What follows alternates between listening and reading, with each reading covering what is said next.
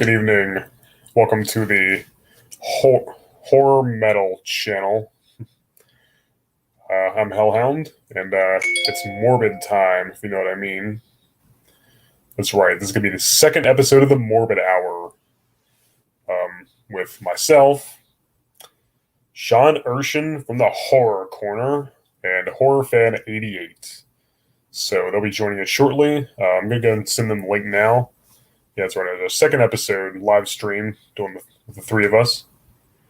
And I just sent them the link, so they should be joining us here any minute. Yeah, this episode is going to be all about Hammer horror. I've got all kinds of topics picked out already, and we're going to discuss some of our favorite movies and performances, and just all about Hammer. Maybe just a general discussion at the end. We're also going to talk about Slayer. We're going to rank all our favorite albums, or rank all their albums, I should say. And talk about our favorites and least favorites and all that. So stay tuned. Looks like we got one viewer already. Welcome aboard. Thanks for joining us here on the Horror Metal channel. This is the Morbid Hour. Just waiting for Sean and Horror Fan 88.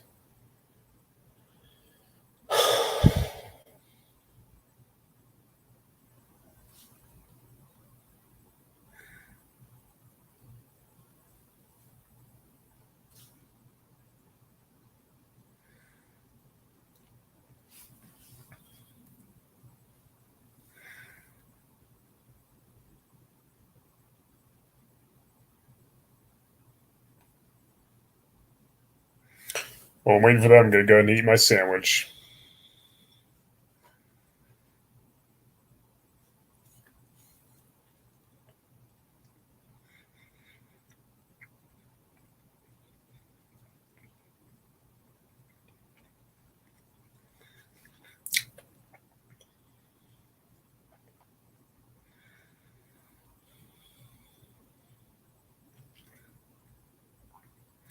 Jin's Reviews from the Grave is here. How's it going, Jin? I hope it will be an awesome stream.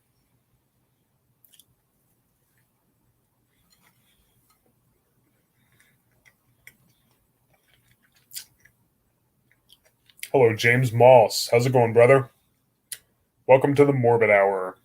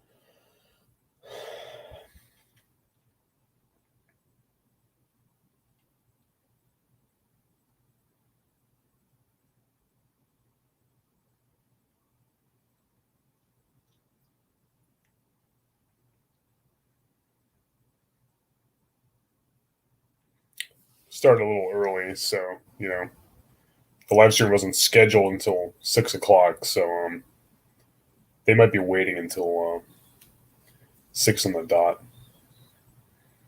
perhaps. All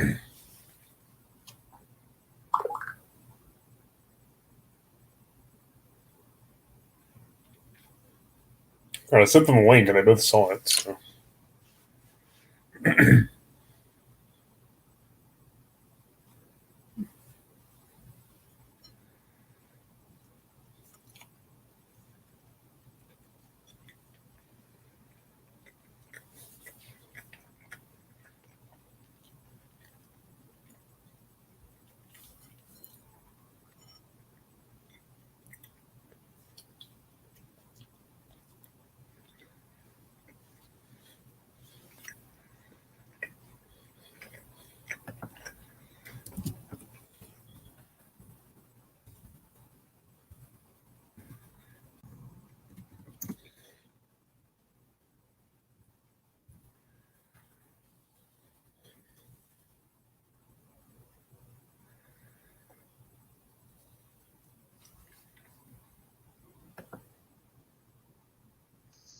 Hey, what's going on? How's it going, Sean? What's up? You hear me okay? Mm-hmm. Good. There's no static or anything? Nope. Sound good on my end. Excellent. Mm-hmm. Good to go. Welcome to the Morbid Hour. Yeah. I'm excited. Me too. Oh, man.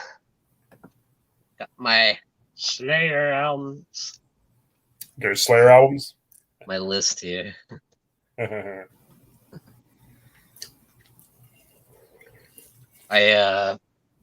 was watching the Oh, Killology nice. nice. To prepare. Yeah, the only DVDs I have from them are War at the Warfield and Still Raining. Both of them are live performances and music videos. Oh, Horror Fan. Hey, what's up, man? How's it going? How's it going, brother? Good. Ready for this live stream? Hell yeah. I got the War at the Warfield too. Do you? Yeah. I got it signed by Kerry King, actually. Oh, nice. Nice. Yeah. Somewhere. But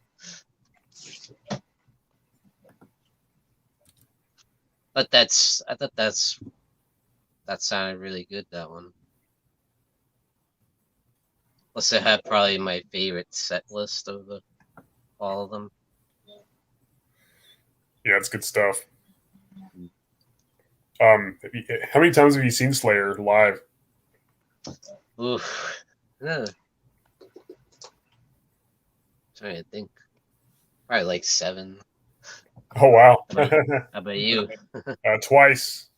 I saw them once with Jeff and Dave, and then I saw them 2 years ago on their farewell tour with Gary and Paul. Mm-hmm. Nice. I saw them once with Dave during when he came back there for a while. Yeah. Yeah, he's been replaced with Paul a couple times now, I guess. I know, right? Every time he leaves the band, they always get Paul. I'm glad it's him, though. Yeah, me too. Yeah, he's great. Movie Lover 120 is in the chat. How's it going, man? Hey. Let me get the chat up here so I can see it.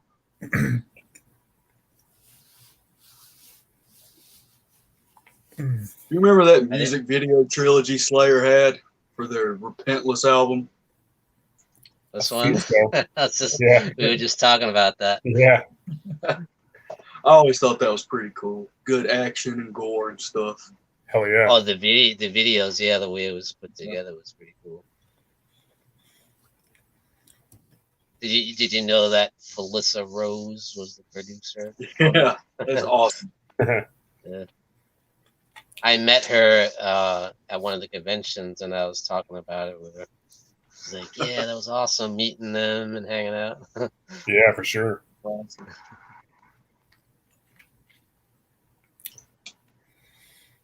Well, it's 6 o'clock. You guys want to go ahead and start?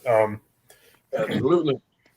You want to start with Hammer or Slayer first? Because it doesn't matter to me. It's up to you guys. Maybe start with the Hammer and stuff. That's what I was thinking. Hammer. It's Hammer time. Yeah. I love freaking Hammer. Oh, yeah. Oh, yeah. Hammer or whole stack of it. Yeah, me too. I didn't bring all my Hammer physical media because I already showed them in the last video. Nice. Yeah, if anybody wants to see my full collection, just see my last video for that, or the video before my last video. The last one was the promo for this stream. So my video before that one, I show my whole Hammer collection. I didn't feel like digging them all out again. So Yeah, and you went pretty in depth on each one. Like, Thank you. I wasn't planning on great. doing that. I was just like, I'm just gonna like show my collection. I was like, I'm not gonna give a. I want to give like a brief summary, but it ended up like being like a miniature review of all of them. So I think it ended up being way too long. It was pretty awesome. I enjoyed it. Yeah. Thank you. I'd say I definitely have the least amount of a collection. I only have a few of them, and you guys have all of them.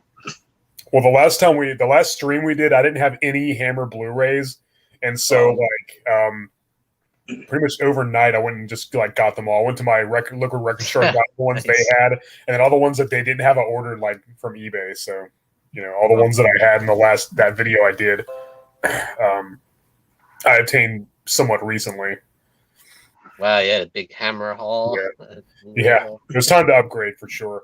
Most of the ones I got I already had on DVD already, except for the Karnstein trilogy and Dr. Jekyll and Sister Hyde and Nice. Plague of the Zombies and a couple others. Countess Dracula hasn't got here yet. Jen's reviews from the grave in the chat. Yeah. 1, 2. I will say, the transfers. Man, it's only 2 minutes.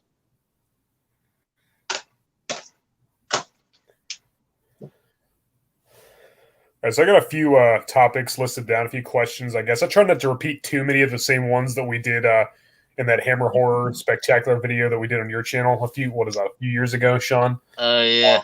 That was so, a good time. yeah, I tried to like come with a few that we didn't already talk about. I probably did repeat a few just because, we didn't get to discuss it with Horror Fan 88 yet. And Right. so, yeah, some pretty generic topics, but, we can have like a general discussion, anything anybody wants to add, like at the end or whatever. Indeed.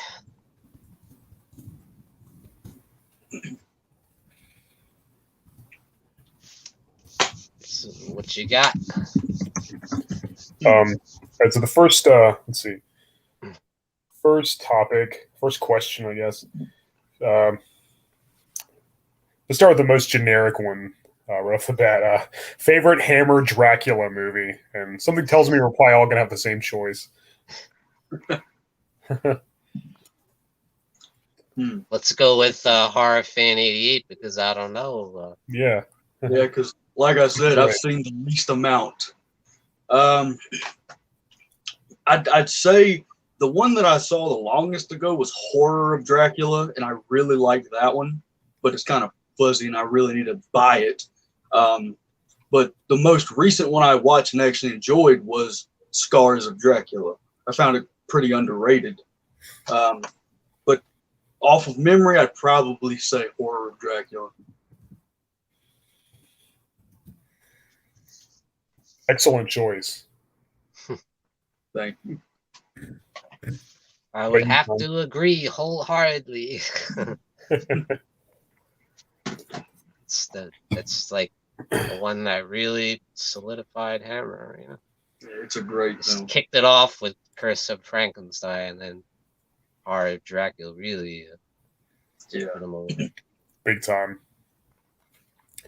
And my choice is, of course, Horror of Dracula as well. It's my favorite Hammer Dracula movie. And it's probably my favorite Hammer movie, period, I would say. It's my favorite Hammer film in general. Me too. For sure. It's I did see Curse of Frankenstein first. That was the first Hammer movie I ever saw, and that was pretty much their first like full like Hammer horror that kind of started the whole revival of the Universal monsters, the classics.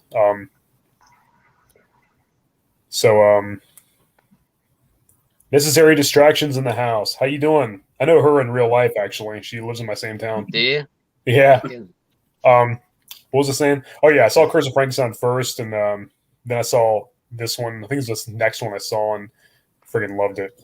It's got everything I can want. It's got Christopher Lee and Peter Cushing, of course, Dracula and Van Helsing. And I wish both of them could have been in more entries because, a couple of the ones that don't have Christopher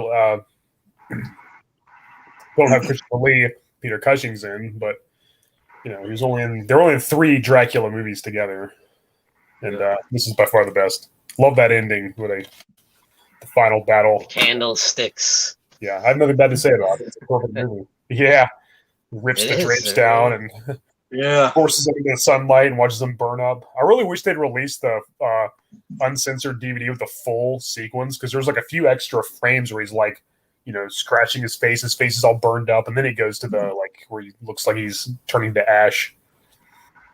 Yeah. I always thought the final defeat of Dracula was really cool because, Van Helsing went for it. He ran at those drapes, jumped on them, Yeah. pulled them down. He just went. So epic. Peter Cushing's quite spirited. Oh, yeah. Yeah, and he was like one is I think he's like maybe mid 40s or late 40s when he did that. He was still in great shape, Yeah. Definitely. and still still when he got even older too. Mm-hmm. Yep. Yeah, I just think it's perfect. Like you said, perfect movie. From the score, it's just brilliant. It's so intense. It's like pounding score, Yes. that really helps drive it, as well as and I love how Christopher Lee, when he first shows up and you get a good feel of the character before he really shows his true self, Yeah. When first shows him the fangs dripping, the blood dripping from him and stuff, it's like, whoa. Oh my God, It blew me so away classic. when I first saw it. Yeah. It's that one still. Yeah. Like, I kind of wish that they would have had the Renfield character, but I guess there wasn't really. I guess I kind of wanted to condense the original story a little bit. I guess there wasn't really necessary. We did have pretty much this version of that character renamed Ludwig in Prince of Darkness, and then of course Clove. He's had various servants throughout the series, but the only one that came close was Ludwig from yeah. Prince of Darkness. Yeah, I didn't think it was needed. Yeah. You had Michael Gough's character there, Yeah. and you had plenty. You had Lucy, you had Mina, but they switched the names, of course. Yeah. From the Yeah, because Jonathan was now with Lucy, and then Arthur Holmwood was with Mina, right? right. And Dr. Seward was barely in it at all. He was in like one scene, I think. Yeah, that's right. They took quite a few liberties from the original novel, but it's fine with me. I still think they did a magnificent job. Absolutely. I was gonna point out, the scene where Peter Cushing puts the crucifix on Lucy's forehead, and like, and I'm like, I never realized that that's where they got that in Fright Night. Remember, Evil Ed? Yeah, the cross in her head. Yeah. Yeah. The X. Yeah, that's actually funny, Fright Night, because that was the first time I had ever seen anything Hammer is when Charlie was watching, I believe, Scars of Dracula, and I was like, that looks pretty interesting. Didn't know that was that movie, but it was cool. Yeah, I saw most of the Hammer movies like before. I started with the Universal Classic Monsters, and Hammer was kind of the next step for me. And I saw, those before any like the '80s horror films. Those before I got into slashers and stuff. Yeah. And so it's cool seeing Fright Night for the first time. It paid homage to all those classic Definitely vampire movies. Dracula and all that. Yeah, Peter Vincent straight out of a Hammer movie. Yeah. Basically. Yeah, his name comes from Peter Cushing and Vincent Price. So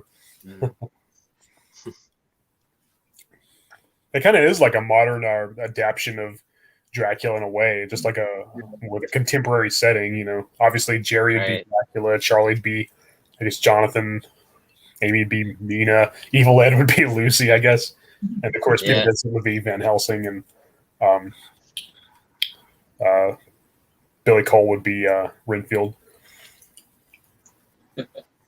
Yeah, I definitely don't have a great memory with a lot of older movies that I've watched only once, but I know you guys would know this, but I remember a scene where Van Helsing gets bit, but he actually like cauterizes his own wound and like helps that out, and I can't remember which one that was. Brides of Dracula. Yeah, there you go. Yeah, he gets bit, and then he burns the puncture marks and puts holy water in them, and then even the burn disappears. It's like, yeah, I guess that works. I love that as like Yeah. boss man when he does Yeah, that. it's so cool. He's like, I'm not going to become a vampire. Like, oh no, he's got bit, and then he just like, It's like hell, I'm going to become one of the undead. no way, he ain't having it.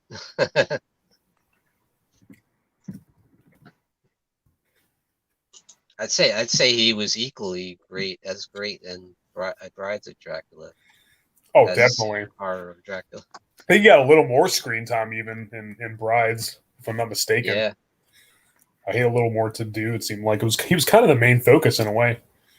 Yeah. pretty much. Yeah.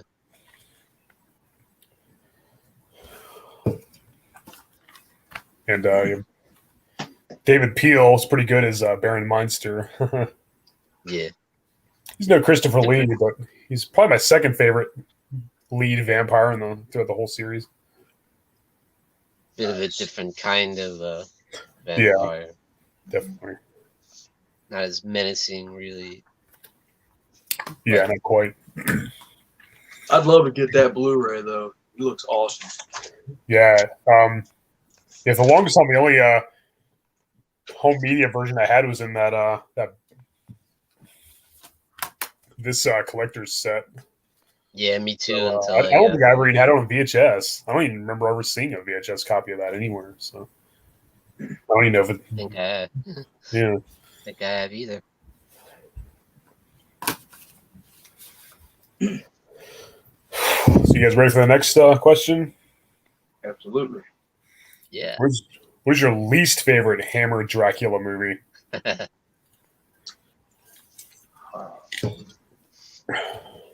That is a tough one. There's a lot of them, but I don't know if this one would count, but I think it's The Legend of the Seven Golden Vampires or something. I believe that one.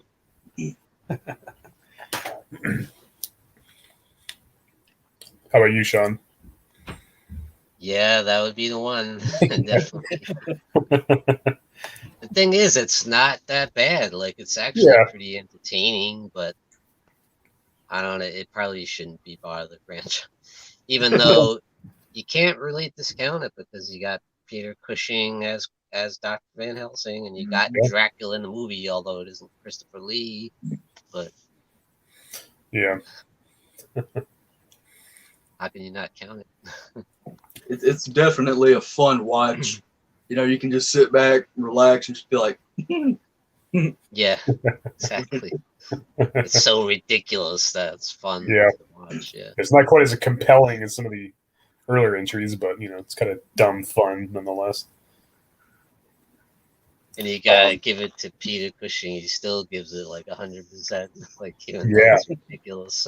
For sure. Yeah, he always did. He always gave a good performance no matter what, even if the material he was working with was like subpar or anything less than great. He always was committed and always stole the show. For sure. But anyway, my choice, of course, is Legend of Seven Golden Vampires as well. Oh, so twice already we agreed. Yeah, all three. Great minds think alike. oh yeah. It's not like totally unwatchable. Like, I don't think the series has a downright terrible entry. It doesn't have a Halloween Resurrection or a Freddy's Dead. No, But thankfully, but yeah, I think it is the weakest. When you compare to the others, it's a bummer that Christopher Lee isn't in it. John Forbes Robertson is okay, and then he turns into that other guy. I didn't know Dracula could take over people's bodies, but sure, why not? And then he's not really in it very much. I don't even know why they had to call him Dracula. Really, it could have just been Peter Cushing fighting all these other vampires. The kung fu thing going on. I love martial arts movies growing up, so this kind of combined two favorite things: horror and martial arts in one. So I like the undead army, the skeletons coming out of the ground. It's got some good things in it. And like That's you said, pretty Peter cool, Cushing. actually, when they did that scene. Yeah. Yeah. So it's not like terrible, but probably is the weakest. But if I had to pick one that Christopher Lee was actually in, it would probably have to be Satanic Rites of Dracula. I mean, I feel like it just kind of got tired at this point. Like, I think the franchise ran out of steam. Again, it's also not terrible by any means, but just kind of weird, Peter Cushing and Christopher Lee are both great, but now Christopher Lee's like a Lex Luthor type villain. He's like a runs a big corporation. He wants like to bring about the end of the world with some plague or something. It's just really weird. It's kind of like they ran out of ideas, and the way they killed him at the end was odd too. Yeah. At least they tried something different. Yeah, true. Yeah, I'll give it that. Dracula character, Dee Dedham. Yeah. I love that scene where it is like when the security guard, when Peter Cushing comes, he's like, no, you need an appointment to see him. You can't just come in here and see him. And he's like, tell him who I am. It's Van Helsing. Go right up. It's great. And he like pretends, and he's got that like ridiculous accent for a while. And he's Indeed. Yeah, it kind of sounds like Bela Lugosi a little bit, which is funny. But I don't really mind that they brought it to the modern setting. You know, they take place in the actual 1970s. That didn't really bother me. They had to do something different, you know, and you don't really see a modern day Dracula very often. So I think that was fine. Dracula AD 1972 wasn't like one of the better entries either, and the hippies kind of got on my nerves. But I did like Stephanie Beacham, who played Jessica Van Helsing. yeah, Van Helsing's daughter, or he's actually a descendant of Van Helsing. He's Lorimer Van Helsing. I guess he's the grandson of the original Van Helsing from Horror of Dracula and Brides of Dracula. And then Joanna Lumley played Jessica Van Helsing in Satanic Rites of Dracula, and she was pretty good too. I was gonna say, which Jessica you prefer? Yeah, probably Beacham overall, but well, they were both pretty good. Mr. Dan in Horror is in the chat. How's it going, Mr. Dan? What's I up? agree, And Mrs. James Terry. Moss, how you doing, James Moss? Yeah, I agree. Hammer Horror should come back one day, and no more. No more CGI. I agree. Unless they absolutely need it. Yeah, I agree. I would love that, the classic style Hammer. Yeah, for sure. You could just mix like Downtown Abbey with freaking horror, and that would be perfect Hammer movie. There you go. Was it Dracula AD 1972 or Satanic Rites, where at the end Peter Cushing and Christopher Lee are fighting, but it's to that like 70s soundtrack, and it's just like pumping music. Can't remember which one that was. Could be either one. Like, Yeah. Pretty sure that's 1972. Yeah. If I remember correctly. That didn't have 1972 had a lot of music that like really kind of dated the movie. The others that take place, you know, in the centuries ago or whatever, are like timeless. You know, I think they aged a little better. Definitely. But yeah, what kills me in '72 is that terrible music. Or that Yeah. one band there, Stone Ground. yeah, Oh my god. yeah, it's a little Cringeworthy. big time. It's a little groan inducing. It's like, look at this wannabe freaking Led Zeppelin or something. Yeah, pretty much. All right, so you guys ready? I'm sorry, go ahead. Oh no, go ahead. I was gonna say Satanic Rites is when Van Helsing chases Dracula through the thorn bushes, and Yeah. Hawthorne Bush. the thorn bushes tie him up, and he's stuck in there. Yeah. He had a lot Supposed of to represent the crown of thorns. Yeah, the Hawthorne bush or whatever. Yeah, I guess they had to come up with new ways to kill him each time, you know, and he ended up having quite a bit of weaknesses. I always thought the running water thing was kind of weird. Like, I always preferred it to where, like he couldn't cross running water. I think that was fine. Like, he just couldn't get past it. But then, I don't know how a vampire takes a shower or bathes or anything, but I guess they didn't have showers back then. But then, he does kill the vampire in the shower in 1972. And I always thought, well, the sunlight's coming in, so that's what killed him. But no, Satanic Rites of Dracula removes all doubt and has a scene where they actually do have the water sprinklers killing the vampires. It's like, running water kills them, unfortunately, because there's no sunlight or anything. It's like, because already holy water hurts them, but like running water too, Just why? regular water, like, come on. Just spray a hose on them, that's it. So you can't go out in the sunlight, and you can't take a shower, and you can't look at yourself in the mirror. I don't know how they always look so well groomed. If they can't trim their hair or comb it. And never wash their hair. Yeah, that'd be awful.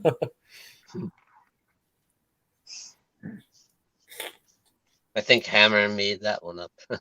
Probably, yeah.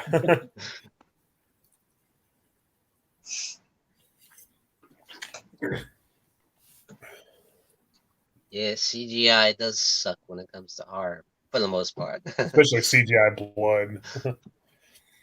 Yeah, I know. Whenever somebody has a scarred face and like they use CGI, like come on, just use makeup. Yeah. Ridiculous. I know they use it when it's totally unnecessary sometimes. Like, Yeah, why for do you have sure. to do that in CGI? You can. Yeah, they should only use it when they have to for something that can't be pulled off with anything other than something a computer generated image. Right. Yeah, that's one of the things that aggravated me about the Fright Night remake. Like, I know that movie came out and you could see it in 3D, but the slightest bits of blood were CGI everywhere. Yeah. Terrible. Yep. And it was another great example of the original having amazing practical effects, and then the remake being nothing but CGI. Exactly. Fright Night had awesome practical effects. I think.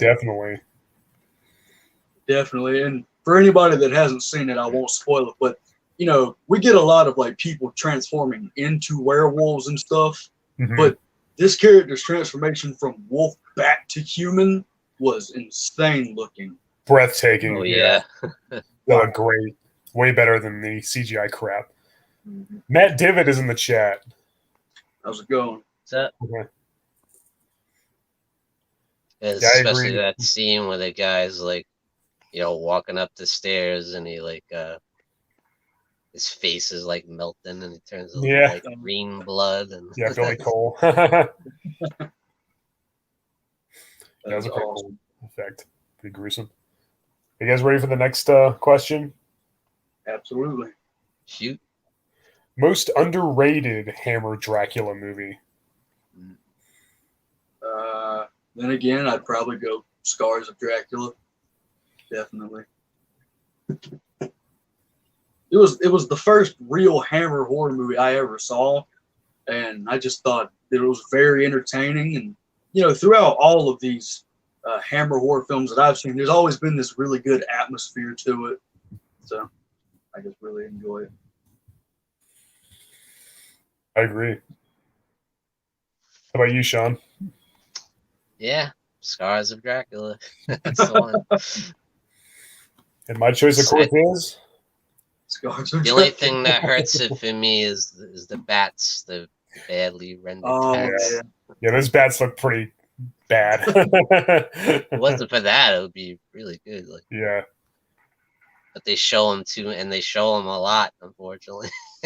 Yeah. Yeah, that bat, that was terrible. They even brought that up in the commentary on the. I don't know if it's. I assume it's on here. Yeah, it's on here. It was. I know it was on my DVD, but I wasn't sure if it was on this Blu-ray or not since I just got it. They bring in the commentary. Christopher Lee, I think, is the one who brings it up. He says, "Oh, that awful bat." And the director's like, "Don't remind me." It's just Roy Ward Baker. Yeah, it was pretty weird seeing Dracula stab someone to death. Yeah. It was really brutal in that movie, for sure. But it was weird that, like, and then he even drank her blood, too. Did vampires drink each other's blood? I don't know, I guess. Yeah, that was apparently. She's already a vampire. Yeah. He was vicious. He just ripped that curtain back and just went for it. Yeah, very violent as hell. Yeah, I think that I think that that's the most underrated one for me. It's not quite as good as the ones that came before. It's not nearly as like bad as most people say. I do like that Christopher Lee's in it a lot. He has a lot of screen time, a lot of lines, a lot of dialogue, and he has this commanding presence throughout.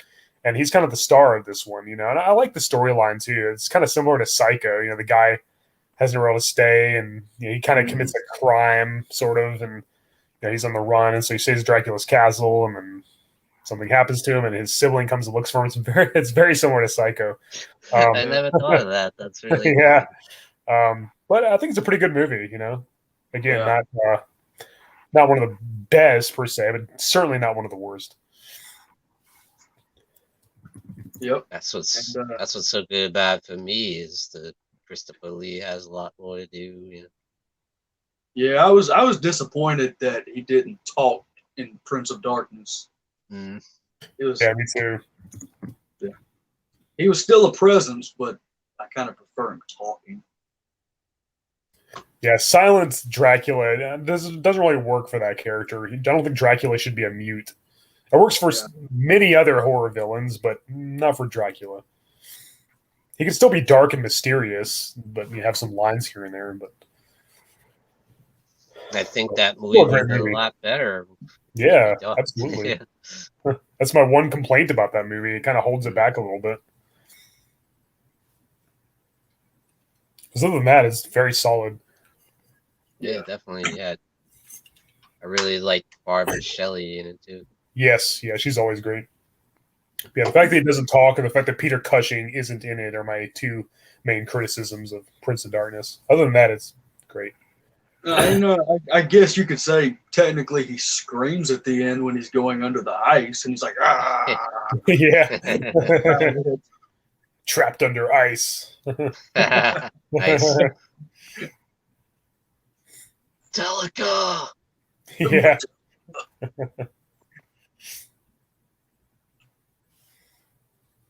That's probably my least favorite death of a. Yeah.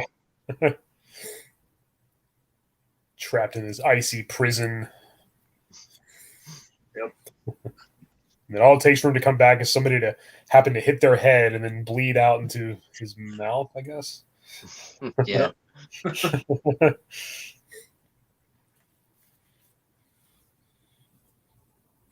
The scars with the bird drips the blood on the bat drips the blood on him. Yeah, that was strange. Where'd that bat even come from? Like at first I thought it was another vampire, but then when I first saw him, I was like, oh, I guess it's just his disciple, just a minion of his, like a little servant. Where'd the blood come from? Just feed on somebody or what? It was cool when they massacred all those people in the church, though. It was like, damn, that was another brutal one. That was pretty brutal. Yeah. I think there was like multiple bats that flew out of there too. I mean, 3 of them. Yeah. It's all the bats are under his control. It's weird that he never turned into a bat, but Baron Meinster did in Brides of Dracula. Yeah. And horror Dracula, Van Helsing even says that's a common fallacy. Vampires don't turn into bats. So interesting how, they. But then the very next one. Yeah. He does say that we barely what do you say? We barely brushed the surface or whatever. So yeah, he did say that. So I guess you just didn't know that they turn into bats, even though Dracula never does. I guess not that I remember anyway. All right, you guys ready for the next topic? Absolutely. We're going to get into the Frankenstein series now. So it's everybody's favorite Hammer Frankenstein movie. That is, Sean, if you want to go ahead and take this one, I'll probably need time to think about it. Definitely got to go with Curse of Frankenstein. That was a great movie. Curse of Frankenstein. The first one, the best. Is that the one that actually had Christopher Lee as Frankenstein's monster? Yep. Yeah, that's right. That's definitely a good one. Mm-hmm. Big time. I love the focus on when we see that in this series the focus is on Peter Cushing as the Baron. Yeah, it's all about him for the most part. The monster is just kind of almost like in the background kind of. Yeah, it's a different monster every time too. And Peter Cushing's Dr. Frankenstein kind of is the monster of this series. Right. And in some of the entries, a few of them he was a little more sympathetic and kind of like an anti-hero. But in Curse of Frankenstein, sort of in Revenge of Frankenstein, and definitely in Frankenstein Must Be Destroyed, he was the straight-up villain. and probably Monster from Hell too. But in Evil of Frankenstein and Frankenstein Created a Woman, he was a little more sympathetic and actually did kind of care about people a little more. But he does kill the old man, and this one is his old mentor or whatever. He's like, watch out, and then he like pushes him over the Professor, look out! Yeah, yeah. Oh yeah, he was definitely very twisted in Curse of Frankenstein. Yeah, he was at his most evil in that one, and Frankenstein Must Be Destroyed. I think Must Be Destroyed. He was the most evil out of all of them. Weird how the movie Evil of Frankenstein, he was probably the least evil, but whatever. Funny anyway, how he marries his like cousin or whatever. Yeah, I think that's how it was in the book too. I haven't read the book since like junior high, but pretty sure Elizabeth was like his cousin. I can't remember if they're actually blood related or not. She might have been adopted, or she might have been like more distant. But she was, I don't even remember. But yeah, regardless, it's kind of odd. But I guess it's the way they did it back then. He's got the maid on the side there, you know. Yeah. Side action. Yeah, he was quite a womanizer. Oh yeah. But just for sake of it, I guess I'll go with Curse of Frankenstein. I think I've only seen maybe 4 of the Frankenstein ones, and that one to me definitely is the best one. That's my choice as well. We've all agreed on every single answer so far. That's awesome. Great minds think alike.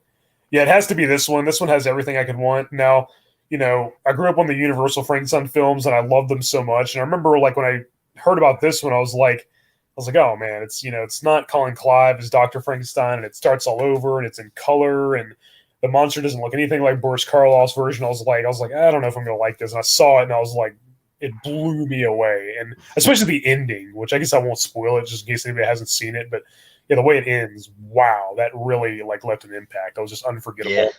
Yeah, yeah, this is the only one Christopher Lee is in the Hammer Frankenstein series. He plays the monster and does a damn good job. He doesn't have any dialogue, but he's great. He's my favorite creature in the whole Hammer Frankenstein series. And yeah, Peter Cushing is awesome as Dr. Frankenstein, the Baron. And yeah, like I said before, he's kind of more of a villain, certainly more villainous than Colin Clive's version from the original Universal movies. And it is cool how, you know, like you said, Sean, the Hammer Frankenstein's focused more on the doctor. He's the only recurring character each time, whereas the monster was the sole recurring character in the Universal series. And I love the relationship too with him and his teacher. And then how that, and then it almost reminds me of Reanimator a lot, you know. It is a lot like Reanimator. He keeps reeling them in. Yeah, Peter Cushing's Baron has a lot in common with Herbert West. You know, he's kind of, you know, he only cares about his work. He's very obsessive and very like he'll pretty much do anything just to further his, you know, research, even if it means like killing someone, you know. Yeah, especially if you watch a movie like Bride of Reanimator, and he's like lifts the little sheet and you see like a severed hand or something. It kind of reminds you of that. Very much so. And Dan's always like, "This is your madness. This has nothing to do with me." Yeah, same kind of thing with this guy, the teacher. Yeah, Paul.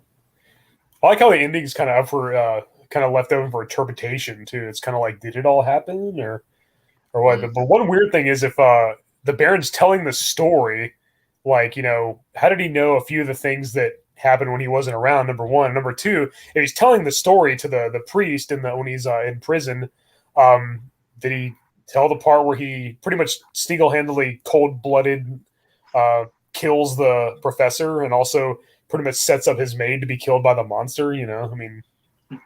Because regardless, and even if he did leave this part out, it's his fault that the monster was created. You know, he's the one he's responsible for all the deaths and stuff. So, right. Regardless, so I always thought that was kind of interesting, but still a very great ending, great movie.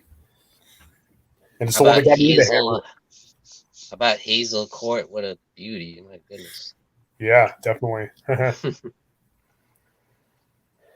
I liked her character a lot too. Me too. Yeah, she was She great. was very naive, but like Yeah. she has Yes, no yes. clue what's going on in the laboratory. Are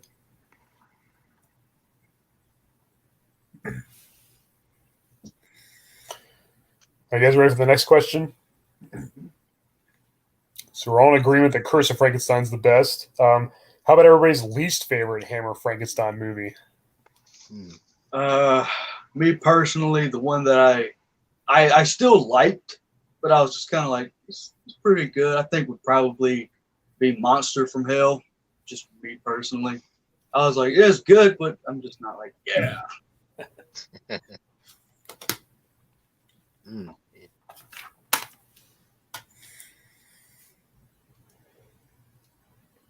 That's tough. Yeah, they're all really good. It doesn't have a terrible entry, much like the Hammer Dracula series, but I do definitely have a least favorite. I think I probably have to agree. The Monster from Hell. Just 'cause, but like you were saying last time, the creature design is pretty rough. Like, what the heck is this thing? And that's my choice as well. This You're is right the fourth there. time in a row that we've all agreed. Yeah, again, like I said, it's not terrible. It's not awful. I just feel like Peter Cushing kind of felt like he was going through the motions a little bit. He doesn't give a bad performance by any means, not even close. But I feel like the formula was kind of getting kind of tired and repetitive at this point. I like the asylum setting. I like some of the setups, but there's a few moments in the film that are just kind of boring. It's not as interesting as some of the previous ones. And also, yeah, the monster design is just pitiful. David Prowse, Darth Vader himself, plays the monster, and if he's made from human parts, why does he look like a hairy ape creature?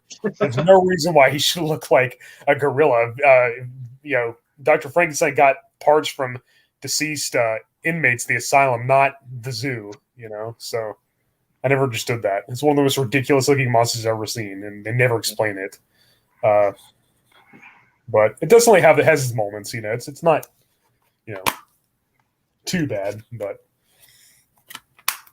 Luckily, what's that?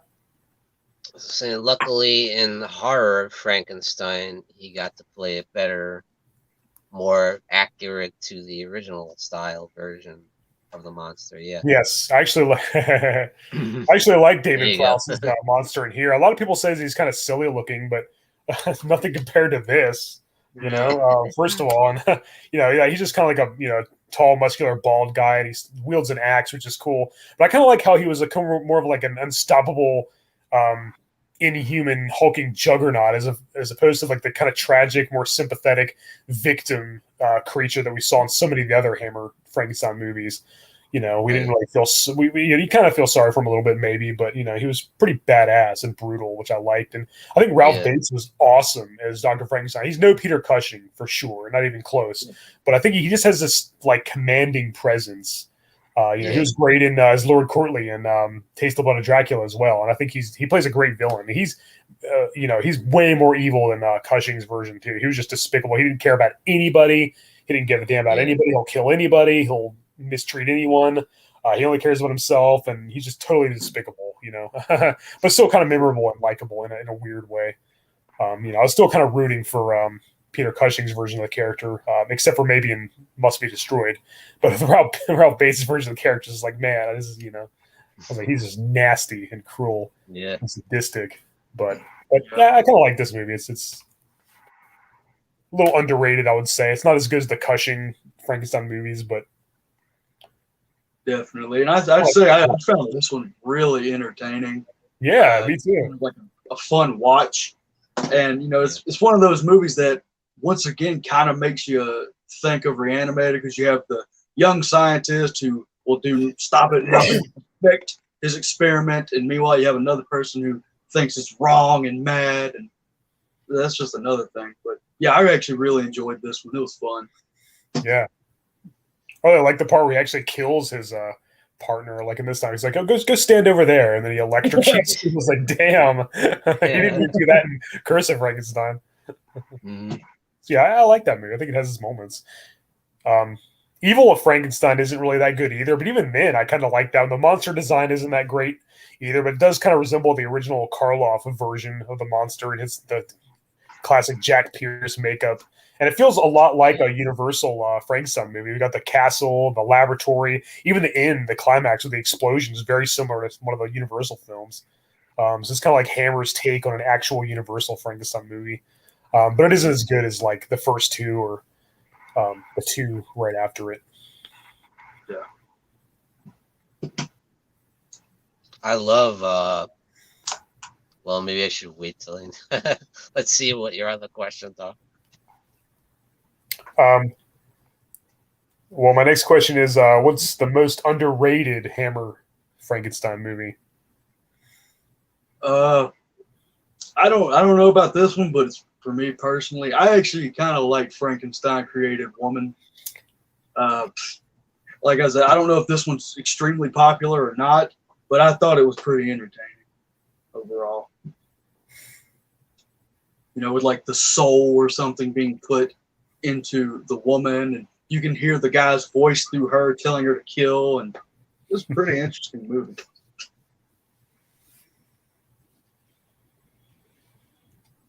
Definitely. Well, I have to say that's my answer too. That's why I said wait, because I'm probably this might come up again, but it did. Yeah, I love Frankenstein Created Woman. I think it's really, I love it. Easily most underrated of the franchise. I love Susan Denberg, really good in that. I like how in the beginning she's got the scars on her face and she's like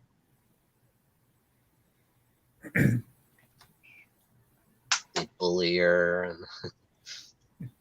she comes back for revenge with a hatchet and stuff. Kind of felt a little like a slasher at some points. Yeah. Yeah. It is like a slasher sometimes.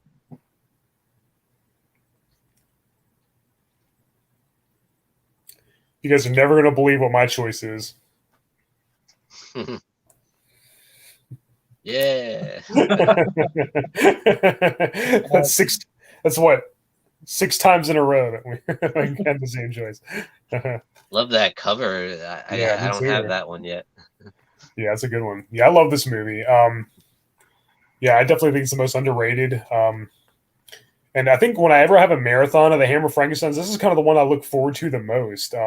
Yeah, Cushing's great again. He doesn't have as much to do in this one as he does in some of the others. Because, once it becomes all about like Susan Denberg's character, Christina, who's also inhabited by the soul of her deceased lover, Hans, who was wrongfully executed for the murder of her father. And, the best part is when she's getting revenge on those 3 assholes who killed her father and they bullied her.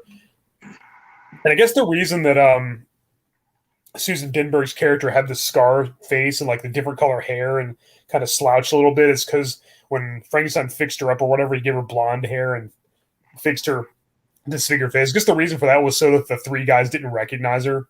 Pretty good idea. The whole soul transfer thing's a little out there and bizarre, even for the Hammer Frankenstein series, but I dig it. And yeah, the revenge is the best part. I love that eerie music that plays when she lures all the men to their unsuspecting deaths. Like, that's just awesome. And like Horror Fan 88 said, when he says kill him, Christina, that's really cool. Kind of reminds me of his severed head. Yeah. I guess they share the same body. I don't know, but yeah, really cool movie nonetheless. And like I said, the revenge is the best part. Yeah, very fun movie. Very sad, but like really satisfying and rewarding to watch at the same time. How about Hans when he like kicks all 3 of those dudes' asses? Yeah, like, damn, he's kicking some ass. Splashes that guy's face. Yeah, that was badass. Necessary Distraction says, "Pretty sure you guys all share the same brain." Yeah, it would. It would appear that way. It would appear that way. Great minds think alike. Absolutely. That's right. I like bloody revenge. Yes. I think my next topic might actually break our streak, quite possibly. But I guess we'll find out. Is there anything else you guys want to add about the Hammer Frankenstein series? I'm good. I will say I think it rivals the Universal as a franchise, the Universal Frankenstein franchise. Yeah. Definitely. Pretty close. Yeah. Comes very close for sure. It's very different, of course. Yeah. Does its own thing, which is cool, but I like how it was a different monster every time, whereas, the the Universal series was almost a different scientist every time. The first two was Dr. Frankenstein himself, and they call him Clive, and the next two was two different sons, and then the rest of the series was like a different, there's a different scientist, Dr. Niemann and Dr. Edelman and, Dr. Mannering and all them.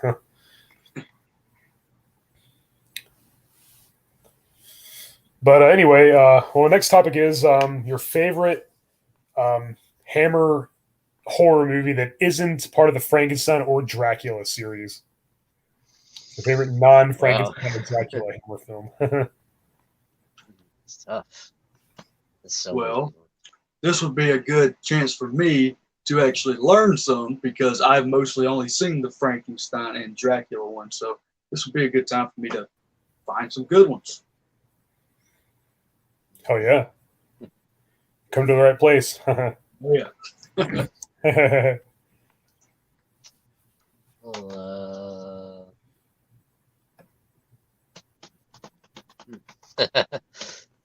I'd have to say The Vampire Lovers in Pit.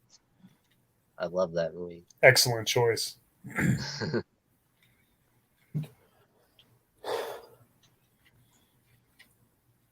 What about you, Hellhound? For me, I think it's going to have to be The Mummy from 1959. Nice. Yeah, Peter Cushing and Christopher Lee are both in this one as well. And like always, Peter Cushing plays the human character, Steve Banning, and Christopher Lee plays the monster, the mummy, Karis. And the interesting thing about this is that it's called The Mummy, but it's really a remake of The Mummy's Hand combined with The Mummy's Tomb, with the ending from The Mummy's Curse and a few elements that connected to the original 1932 Universal classic with Boris Karloff, such as the Joseph Wimple character, and the fact that it's the scroll of life that brings the mummy back to life. But the original The Mummy from Universal had the mummy Imhotep, played by Boris Karloff. This has Karis, who's in the other four Universal Mummy films, this time played by Christopher Lee. Yes. Played by Tom Tyler in Mummy's Hand, and then Lon Chaney Jr. in the other three. And this one's played by Christopher Lee. And I think this is my second favorite Mummy movie altogether, next to the original 1932 Universal classic. I just love it. It's really, Christopher Lee's mummy, Karis, is pretty brutal and violent when he breaks because he's kind of like, Karis is always kind of like a more of a mindless pawn being controlled by his master, and he turns on his master and breaks him in half over his knee. That was really, really cool. Because he wants to protect the girl who he thinks is a reincarnation of Princess Ananka. So yeah, it's kind of all the Universal mummies combined into one, except maybe the Mummy's Curse. Did I say the Mummy's Curse earlier for the ending? I meant the Mummy's Ghost. It has the ending from the Mummy's Ghost, not Curse. Curse was the fifth. Yeah. But yeah, great movie. It's probably my favorite, other than all the Hammer and all the Dracula and Frankenstein movies. I actually like it better, honestly. I mean, me personally, because it's more action and more entertaining. Definitely. Yeah, kind of like apples and oranges. Yeah, it's a lot more action-packed and adventurous and more amusing. The 1932 classic's a little more slower paced and not as wildly amusing, of course. But Boris Karloff just commands that movie. It wasn't for him, I think he's the one who really makes the movie. But it's a close one, This one definitely gives it a, it's very close. Can't go wrong with either one of them. But Dan Harris said The Plague of the Zombies. That's a great one too. Do you get that Blu-ray? Sure did. Nice. Yeah, I showed that in my Hammer collection video. That was the last one that came in the mail, I think.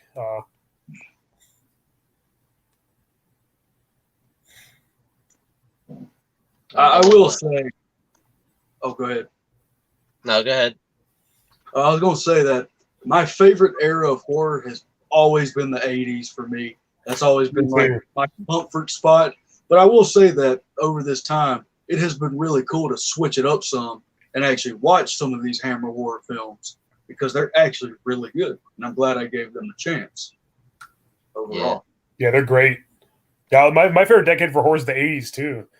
Yeah, but I definitely think a lot of the 80s horror movie probably owes a lot to the Hammer movies as well as the Universal ones, for sure. You know, without the classics, they might have not have been what they were, you know. Absolutely. Because they're highly influential in that regard. I have to say my favorite one that's all original, straight up Hammer, is Devil Rides Out. That's a good one. I actually don't have that yet. That's I will Scream obtain it very Factory, soon. yeah. Yeah. Factory. Yeah, I need that one.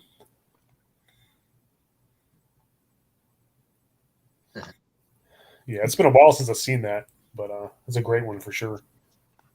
Yeah, absolutely. It definitely one of the best Christopher Lee performances, I think. Absolutely.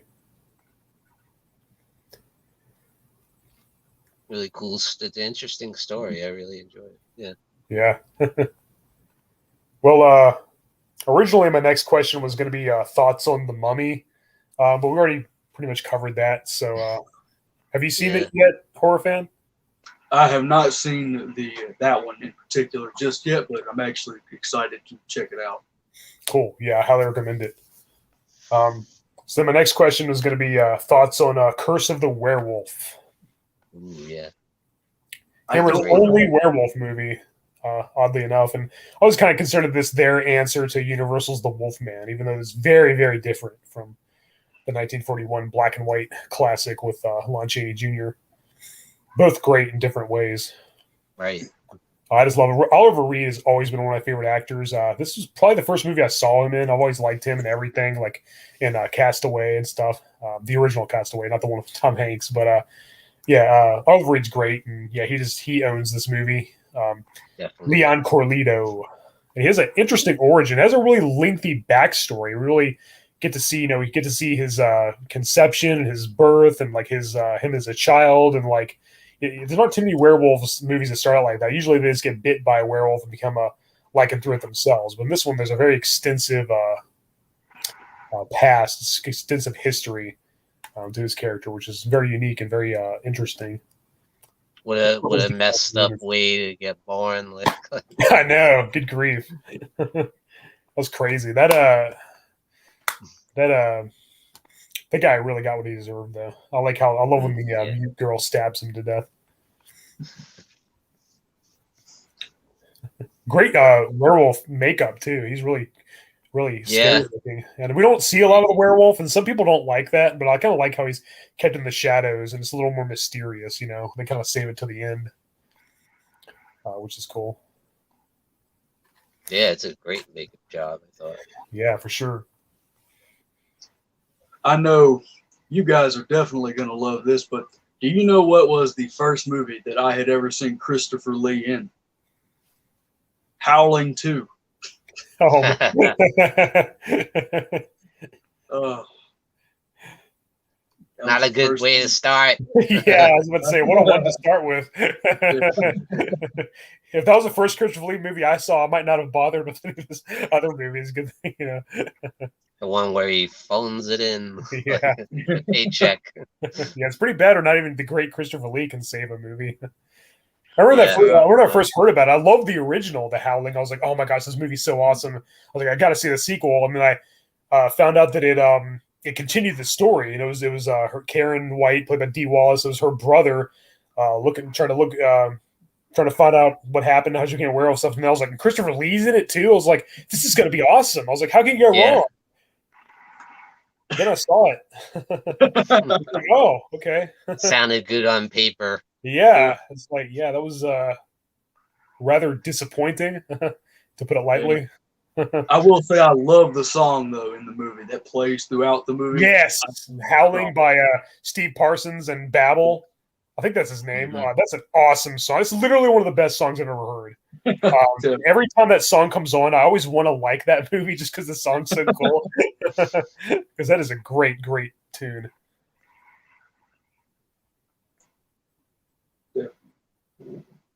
Not even Sybil Danning's spectacular boobs can save it. Yeah, they repeated that shot of her disrobing like 17 times. I know, it's so funny. I couldn't help but laugh during that. They play the song, this howling over and over. I think it was 17 times. I should probably watch it again just to make sure, just to make sure I counted 17, right. you counted. Oh, James Moss mentions a good one, Captain Kronos, Vampire. That's a good one. That's also coming in the mail. Yeah, I need to get that one. I don't have that one, believe it or not. Yeah, that's coming in the mail. It's on its way here, but it hasn't arrived yet, unfortunately. I was hoping it would get here by the time I did this video.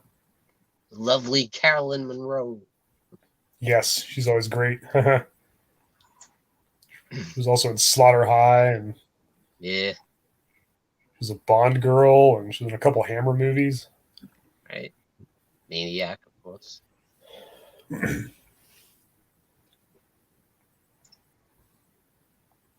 So what are some of your guys' other favorite Hammer performers, aside from Peter Cushing and Christopher Lee and all the obvious? I try to think about Ralph Bates. I think he's really underrated. Love him in Taste of Blood of Dracula. Yeah, Taste of Blood of Dracula, Horror Frankenstein, Dr. Jekyll and Sister Hyde. I didn't like him too much in Lust for a Vampire, but I'll get to that in a minute. Yeah, me neither. Then, of course, like we said, Veronica Carlson and Barbara Shelley and Susan Dinberg and Ingrid Pitt and Stevie Beacham. There's a lot of yes, that's the one. Yeah, I got that recently too, which I showed my collection video. And what would you say, Horror Fan 88? Most of the ones you've seen are. Well, for anyone in the chat wondering, I'm kind of the new guy when it comes to the Hammer horror, and these guys are like the veterans of it, and they know it and they love it. So, I guess Ingrid Pitt. That's a good one. Good choice.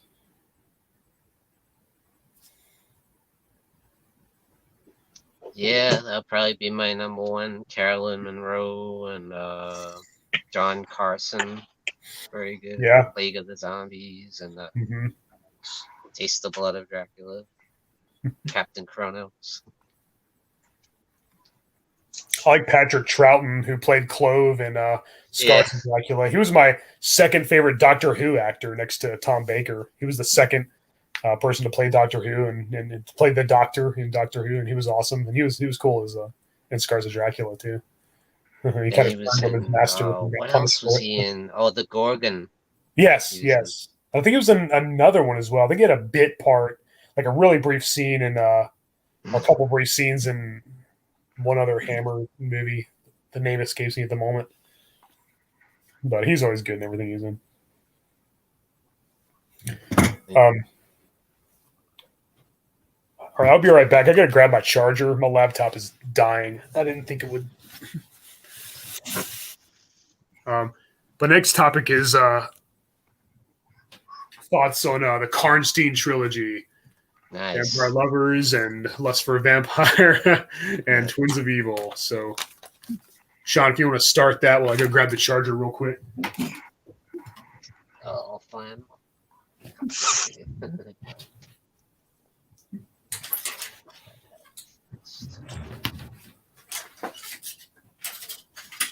I got all three of them too. Nice. That would be some more for me to add to my list that I unfortunately have not seen yet. But it'd be cool to learn about them. You haven't seen any of those? Not these three. Oh, you gotta. Required viewing. Especially Ingrid Pitt, and this is her masterpiece. Which one is that called? The Vampire Lovers. Nice. So it's based on, all three of them are based around the original novel Carmilla, which predated Dracula. It's like the first big vampire story, I believe. Wow. And, you know, they sex it up a bit, you know. It's definitely a sexy vampire movie. I bet And they're she's- definitely a fun watch.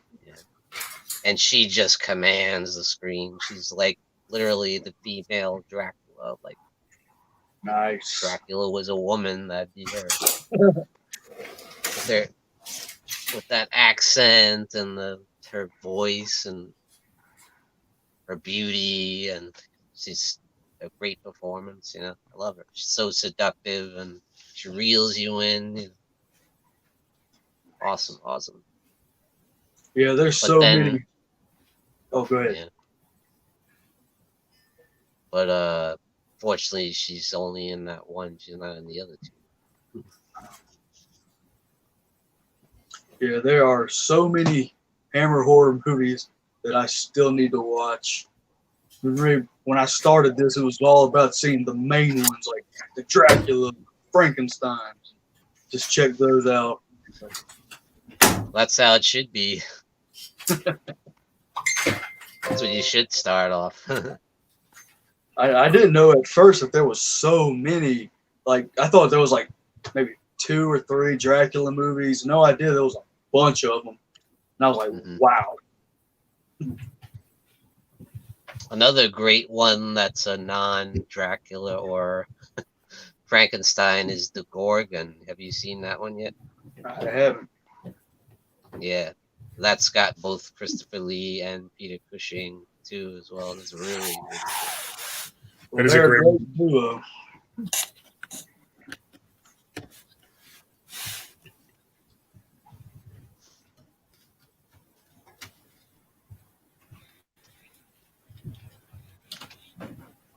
And then you had The Lust for a Vampire, which was very, very exploitive, I would think. Like, out of the three, this is the most exploited with the sexuality and it's pretty over the top.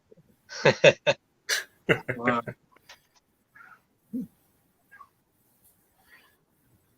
It's got some annoying music though. Strange Right? love. Right. That was a weird scene anyway. And They played it twice. They played that song twice. It's like, are you kidding me?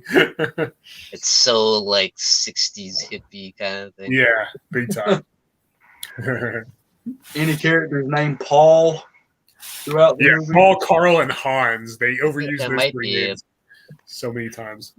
Yeah, I noticed the name Paul comes up a lot throughout Yeah. these movies. That's funny.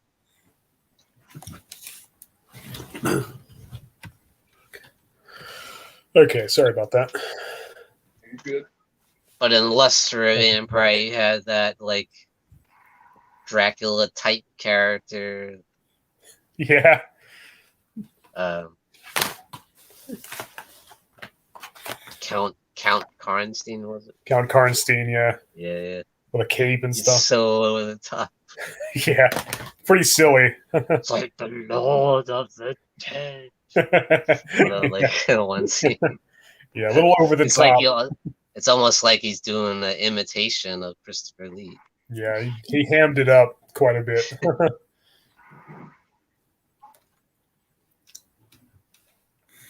But I didn't have a. Did you have a problem with Eutis Stenskar? I think she was probably the best part of the movie. You know, she's no Ingrid Pitt, Yeah. but she wasn't bad. She didn't even look like Carmilla, Marcella, Marcella, whatever. But you know, and she acted totally different too. She was a little more like, I don't know, kind of quiet and kind of innocent and like Yeah. kind of shy. But it made it maybe it made that much more interesting when she would just turn on you or whatever. True, it's a different kind of a. Yeah, it definitely felt very different from Vampire Lovers. Yeah. Anyway, obviously, my favorite in the trilogy is Vampire Lovers. Ingrid Pitt is great in this, as is Peter Cushing and everybody else. It's a fantastic movie. It's one of my favorite Hammer films, and easily my favorite Hammer vampire film, other than the Dracula movies. Which is great. It really pushed the envelope at the time for 1970. This was like really, really groundbreaking. It was really overly sexual, and just when I saw this as a kid, I'd never seen anything like it before. Just like whoa. And it was pretty pretty dark too, pretty violent. There's like 2 beheadings, and so yeah, it really pushed the envelope in violence and sex and everything. It was just like wow, I never saw anything quite like it before. And then, unfortunately, Lust for a Vampire is kind of disappointing. It's kind of a letdown when following such a great movie like Vampire Lovers. I found a few things to like in it. Like we already said, Ute Stensgaard. Is okay. She's no Ingrid Pitt, but she does a fine job. And like I love Ralph Bates, and like I don't know, in here, like I didn't even recognize him when I first saw this movie. I was like, I didn't know that was the same guy that played Lord Courtly from Taste of the Blood of Dracula. I was like, I guess maybe it makes him a good actor. They played such a different character, and here he's kind of a geeky, whiny kiss ass type, and he's just really awkward. It's like a little weasel. Yeah, it's like, and I don't really understand what he's trying to do. It's like, he wanted to join her and wanted her to turn him, and I think she just kind of found him pathetic, But yeah, this movie's kind of a mess. It's really, really campy and really over the top and really silly. Takes a totally different direction from its superior predecessor, but it's not terrible. Again, like I said, there's a few things to like here, and upon rewatching it recently, I do think I like it a little better than I used to. So it's grown on me quite a bit, but it's definitely the weakest of the trilogy for sure. It's still a fun watch. It's amusing. I was never really bored when watching it per se. Not well, most of it anyway. And yeah, "Strange Love" was a weird song, and I don't know. There's a lot of odd choices, for sure. And then Twins of Evil. The third film of the Karnstein trilogy is my second favorite. It's really great too. It's not really, yes. It doesn't have much in common with the other two. The Merkala, Carmilla, whatever character, isn't really in it much at all. There's not much of a connection to the other ones. It does have Count Karnstein, right? Sort of, but like, this is a prequel, right? Because this looks older. Like the clothes and the sets look, more like maybe 17th century. I don't know. And then, but then like if he's Count Karnstein, I don't know.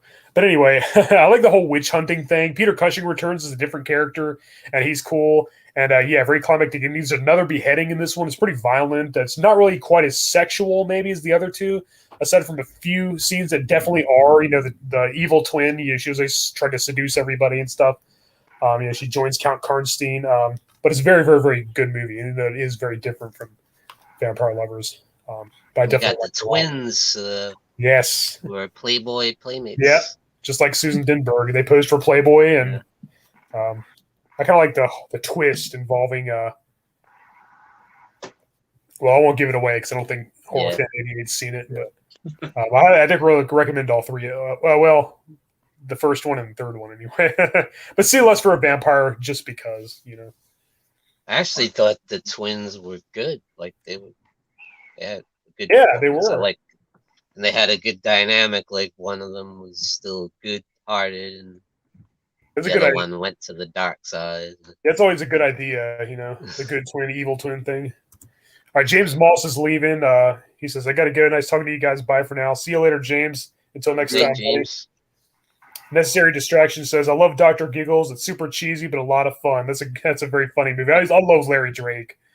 He's always that's a fun one." And James, I probably will review Silent Night, Deadly Night 3 at some point. I'm not a big fan of that movie, but that'd be a good one to talk about, I guess. Yeah.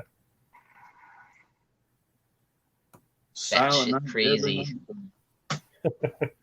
When I first saw Silent Night, Deadly Night 3, I actually said to myself, "What the hell is going on with this movie?" Yep, pretty much. It stumped me.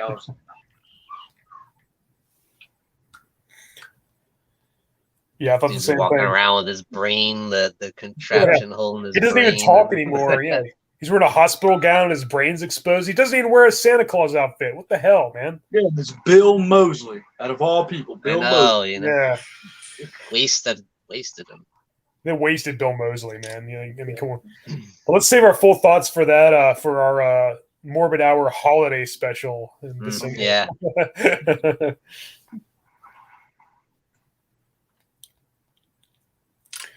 All right, any closing thoughts about Hammer horror? Any other favorite movies or anything you guys want to discuss? Any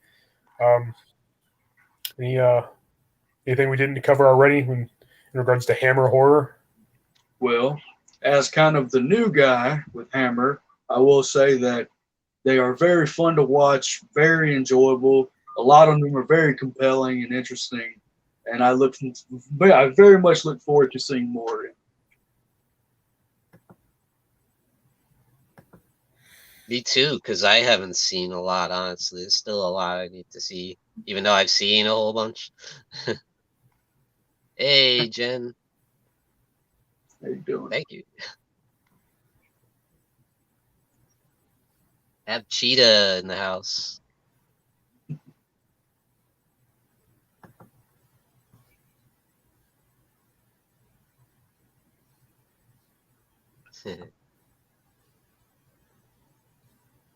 Well, I'll say I love Hammer and there hasn't been one really that I did not like.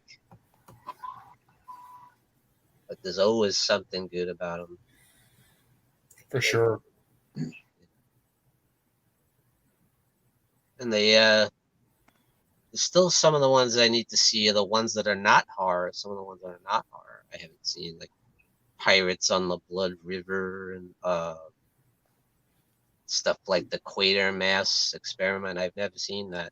Yeah, that was before like Curse of Frankenstein and all that, wasn't it? Right. There's a couple of those, and there's stuff that wasn't really horror per se. Well, I guess it would be paranoiac, stuff like the Night Creatures. I guess that would be horror, but I think Oliver Reed was in Paranoiac, wasn't he? yeah, that's right. He's in Night Creatures too, the Yeah. Captain Clegg.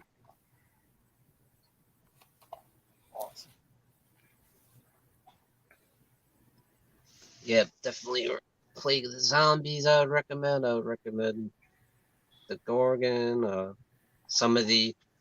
Oh, you didn't touch on the other mummy movies, like Curse of the Mummy's Tomb is a popular. Oh, yeah. Valerie Leon. Yeah, she was wait, You must have to mention it because she's so ridiculously beautiful. I think that was Blood from the Mummy's Tomb.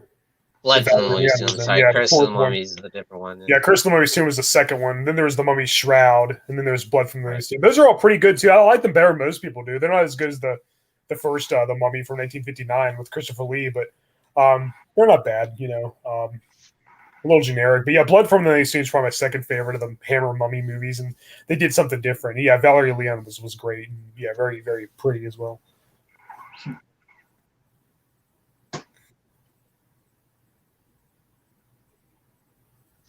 And you gotta mention some of the Hammer vixens, like Veronica Carlson, Kate O'Mara, Ingrid Pitt, Carolyn Monroe. Absolutely.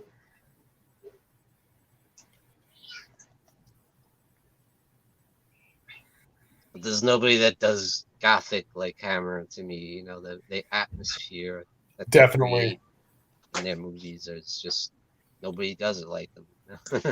Definitely, yeah. The gothic atmosphere is they're second to none when it comes to that. Universal did a great job with that too. Yeah. But especially in movies like Horror, Dracula, and Absolutely.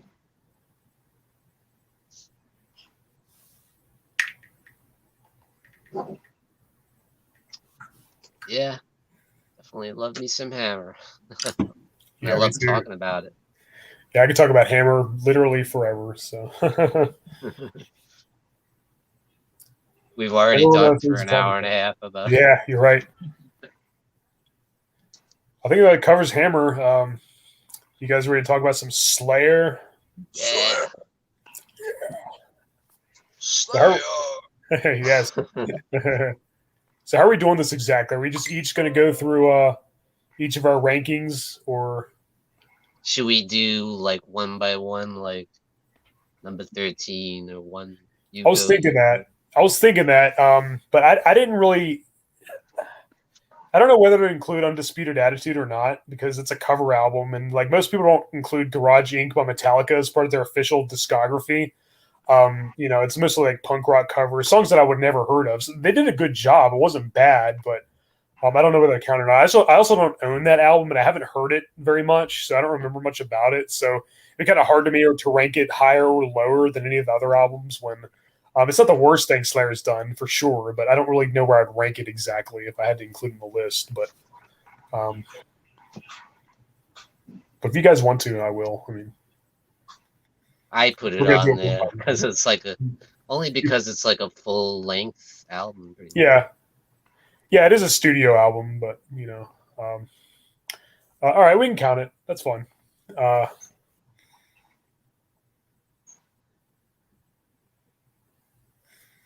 I feel like it's not going to be very fair for me because I to rank it somewhere because I haven't listened to it in a while, and so I might rank it under one that it's you know. I'm just gonna leave that out of my ranking. We'll figure All out right. how to. We'll figure that out as we go. Fair enough. Because I don't really know where to put it.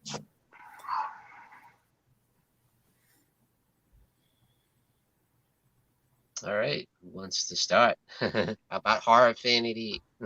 Are we ranking from worst to best or best to worst? I'd say Do least worst to favorite best. probably be a good way. Yeah. Yeah, Well, usually the ones I don't really care for, I won't listen to as much. But I guess for worst, maybe I'll go with Diabolus and Musica or whatever that album was. I'd say that was one for me that was just like, not that great.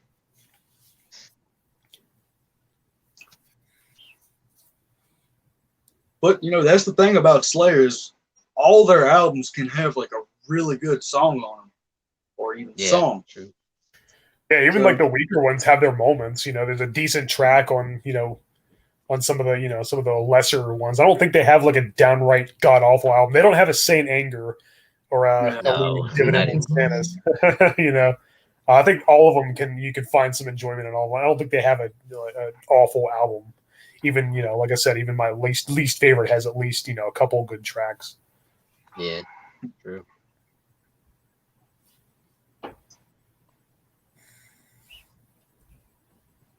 A lot of people probably would say that, but because it's definitely their most experimental album for sure.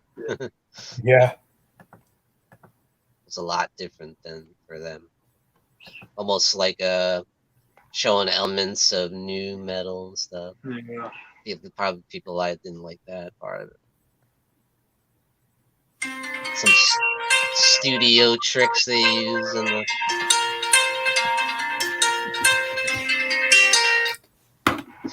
sorry, that was my phone. Good. Oh, I just discovered that you can highlight comments from the live chat. I didn't realize you could do that. Yeah, it's pretty cool. That's feature. awesome. Yeah. I didn't think I've even done that in any of mine. I never think to do that.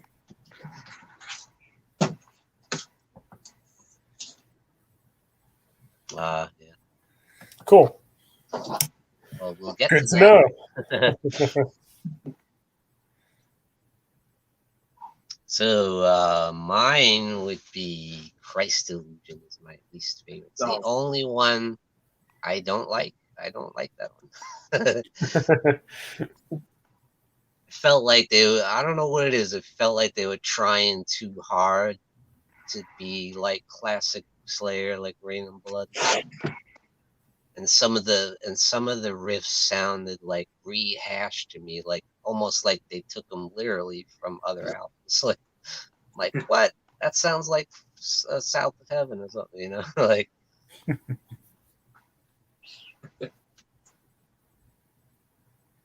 especially on I forget the name of the song. It's so over the top. It almost sounds like he's rapping or something because he's rhyming really fast. But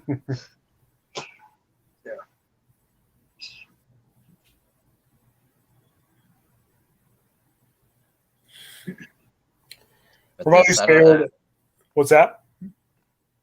But I can only think of one song I like on that. The first song, Flesh Storm, I thought was pretty cool. Other than that, I don't know. I don't like Jihad, or I know they're trying to make a dark version from September 11th, Ode to September 11th. There, I don't know. I just didn't get into it. Fair enough. As for my least favorite, I think I'm going to agree with Horror Fan 88, Diabolos and Musica. It's kind of hard to rank Slayer albums because I knew what the top 5 were going to be. Those were the easiest. But as for the rest, Yeah. it's kind of hard to pick which ones I liked better. But I think that Diabolos and Musica is definitely one of the weaker ones. There's a couple others that come close, but I don't own that album either, so I haven't listened to it a lot. Maybe I should give it another chance, but I don't remember being very impressed with it. It's just kind of forgettable for me. It's not. I think Slayer can do better. I don't think it's quite up to par with their other work. So I guess I'll go with that as my least favorite. You see, I liked it. You? I didn't have a problem with it. I like a lot of the songs on there. Yeah. And I I remember think liking quite a bit of them too, but maybe I should give I it like a another lot of chance. this. Yeah, maybe you should give it another chance. Yeah, I probably should. Again, I don't own that one, so I haven't listened to it as much as the others. So it's kind of hard for me to rank the ones I don't own. That's why I'm leaving off Undisputed Attitude because I haven't barely listened to it much at all. The thing is, they had to do something to update their sound. If you're gonna go into the 2000s, True. you can't still be doing Rain and Blood and stuff. You gotta do something to update their sound. And I think they did. I think they accomplished that in Diabolos and Musica. Maybe it wasn't perfect, but all their albums after that seemed to kind of follow that sound. It had more groove to it, had more bass and more. Jackson Knight Productions in the chat. How's it going, brother? Hey, what's up? And I liked what Paul Bostaff was doing too. He was more creative instead of trying to follow Dave Lombardo. He had his own thing going there. Yeah, I definitely appreciate him doing his own thing. He has some big shoes to fill. Dave Lombardo is actually my favorite drummer. He's just amazing behind the kid. His beats are just so precise and so technical and just so fast and furious. But Paul Bostaff is great as well. He definitely, he had a lot to live up to, and he was a good replacement for sure. Definitely. He could be creative too, yeah, absolutely. He didn't just mimic Lombardo's style too much. So, yeah, I should probably give Diabolos and Musica another chance. Like I said, it's really hard for me to rank the ones I don't own and haven't listened to quite as much. But I think I'll stand by my choice. That's my least favorite, if for no other reason other than I'm not as familiar with it as some of the others. Definitely, it's also quite difficult for me because me growing up, their first 5 albums is what I'm most familiar with. Same here. Divine Intervention as well, but everything after that I was kind of in and out of listening to, but I'm always back to the first 5. But I'm always willing to give them a chance. Exactly. Me too. But I guess next on my ranking list would be Christ Illusion. That one. I actually forgot about that one as well. It is kind of forgettable. Really. The sad thing is you had Dave Lombardo coming back. I was hoping for more or something better. Yeah. Like, you got Dave back. Come on, let's kick some ass. Yeah, they probably could have done better.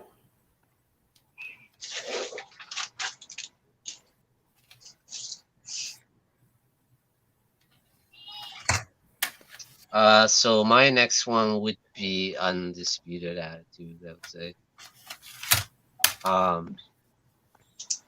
I don't know. It's like I know they would. I know a lot of their roots are in punk rock, and it's all like punk covers and stuff. And it still had that Slayer style, but I don't know. I wasn't feeling it really.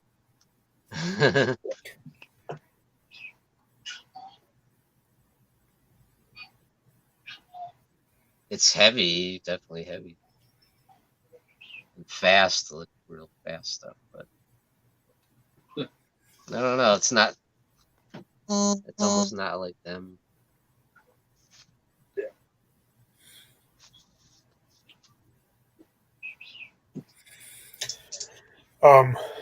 Yeah, I agree. I'll go ahead and put Undisputed as my.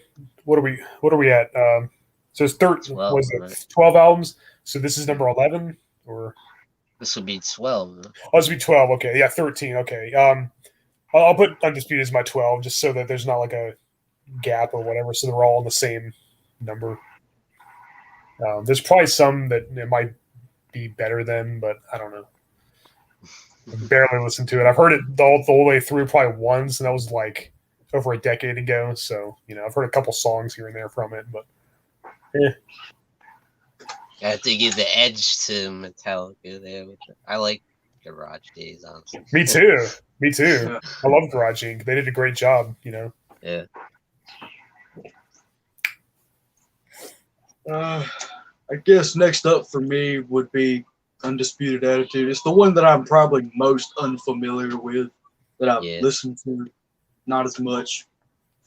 But yeah, still not horrible, but maybe I should give it another listen at some point. Yeah, one part I thought was funny, but in its out of character, Slayer. He says, "Suck my mother effing D," or whatever. Like, what? Slayer. Oh yeah, I remember That's so that. Yeah, out of character. Yeah, it's a little different for them.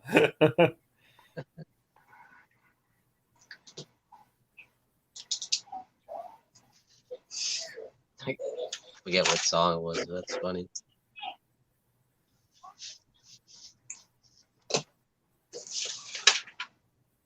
Kind of like the Metallica, I believe, cover of "So What." Every time I hear that, and he's just like, "So effing what?" And then it just says some crazy shit. Yeah. Wait, so you said there's 13? Because I thought there was only 12 Slayer studio Well, albums. Are you counting the counting the EP? Haunt in the Chapel? Oh, are we counting that? Okay. I was going to give that like a separate you're mention gonna at the end. pass that?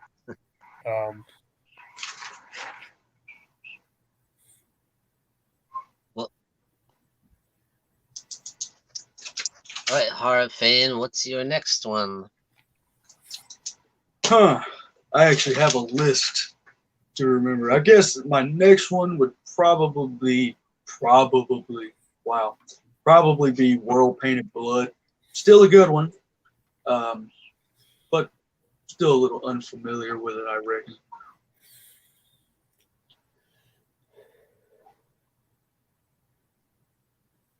I agree. That was my pick too.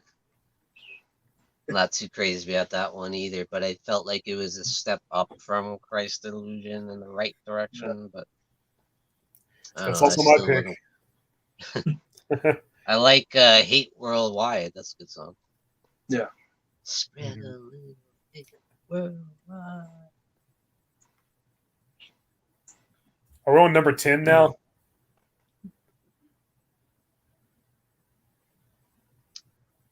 Well, it'd be 11 if you count in the Undisputed Act. Or, I guess 10, I guess, if you're not counting Haunt in the Chapel. All right, yeah. So we're all in agreement that World Painted Blood is all of our number 10.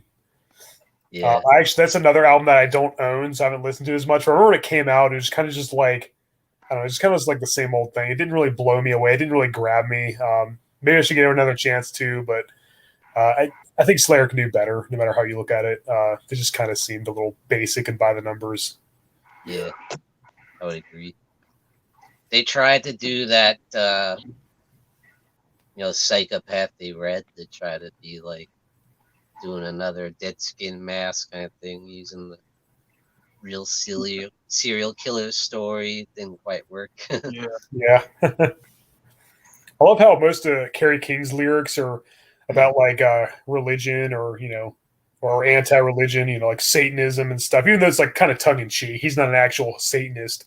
And then most of Jeff Hanneman's lyrics are about like war and stuff. And then Tom Arai's lyrics are about like serial killers and true crime. So I think they all bring like a different theme to the songwriting. Yeah. It's all like evil, dark subject material, which is makes it really interesting. Together they cover all the bases Yeah. of dark subject matter. Yeah, they do a hell of a job.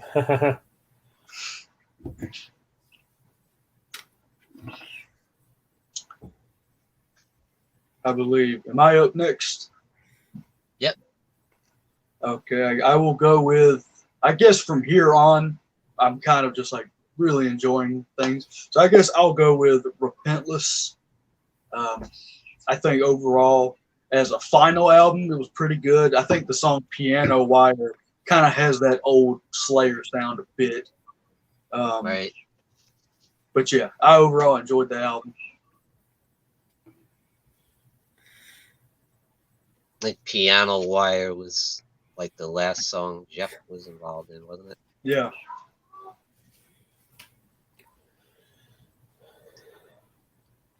Yeah, that's my next one too. Repentless. I actually liked it. I thought it was I liked it better than the last couple. Yeah. And you had some of Gary Holt's impact. He had some really cool solos in there. Definitely. I know overall Slayer's never been one that people particularly like their solos of, but I think Gary Holt definitely did a good job with them. Yeah, definitely. I like a few of the songs. Repentless is a good tune. I like Implode and Pride and Prejudice stuff, like all those. I really liked Cast the First Stone. Was like kind of a slower, darker song. I love the drums in there with the Paul Bostaph. Sounded badass, like the opening. Oh yeah. With the cymbals, Yeah,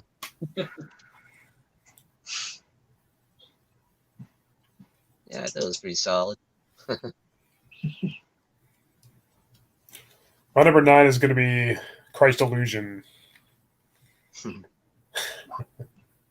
I also think Repentless is better than this one. And that's going to be my next one, but we'll get to that in a minute. It's really hard to rank these albums, discovered, but still very fun and thought-provoking. But anyway, yeah, Christ Illusion, yeah. I remember it came out, it was kind of disappointing. I thought it was kind of let down. It was kind of just, kind of the same issue I had with World Painted Blood, just kind of too by the numbers. It's kind of like the same old thing. But I thought the track Cult was kind of cool, had its moments. The lyrics were kind of just, the same old thing yet again. And I don't know, it just didn't really grab me. But it has its moments, like every Slayer record. It's not downright terrible, but I think it is one of the weaker ones. I agree.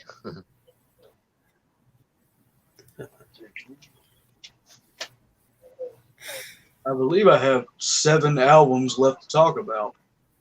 The first 5, Divine, and the Haunting the Chapel. So I guess next up for me will be Divine Intervention. I think production was, because I believe they had to do different studios and stuff, and it was just kind of sloppy. But overall, still some really good stuff with that record. Yeah. A lot of people say that about the production. Yeah, it's unfortunate. I have to agree with the production value on it. It could have been so much better if they perfected that. Could have been one of the better albums. Yep. Perhaps. But I'll get to that more. So what's your number 8? Mine will actually be Diabolus and Musica, probably higher than you guys thought. Because I pretty much enjoy the whole album, except for the maybe 2 or 3 in the middle. It kind of got drowned out, but I think it starts off real strong with and it's pretty well maintained. Like Death's Head there, you got Stain of Mind. Some people might not like that because like, oh yeah. I still like it. It's that song rocks. I like a lot of good songs on there. I need to listen to it again. As soon as we're done here, I'm gonna go listen to that album. So again, it's more experimental, yeah. Yeah, it's definitely something different, which I think isn't such a bad thing. Slayer's always been pretty consistent anyway. I don't think they branched out quite as much as the other 3 of the members of the big 4 of thrash metal bands. You always kind of knew you were going to get in a good way. They've always been Slayer. Metallica and Anthrax and even Megadeth all kind of experimented with other things that didn't really work for them. And even when Slayer did try to change things up and keep it fresh, I think they might have did it even better than those other 3 bands did. Yeah. Because during the 90s, I think Anthrax and especially Metallica kind of became a little passe. They kind of lost what made me love them in the first place. But Slayer definitely were more consistent than they were. It's like even though they were experimenting, they found a way to still be heavy and not lose their edge, Exactly. Yeah. But still stay relevant. Yeah, that's the thing with me is even though there's still a lot of great thrash metal in the 90s, for me, once I get to the 90s stuff, that's when I start going more for the early death metal stuff. I just feel like Same here. Change up but there's still some great bands from the 90s like Demolition Hammer and Morbid Saint. Just a ton of great ones overall. Definitely.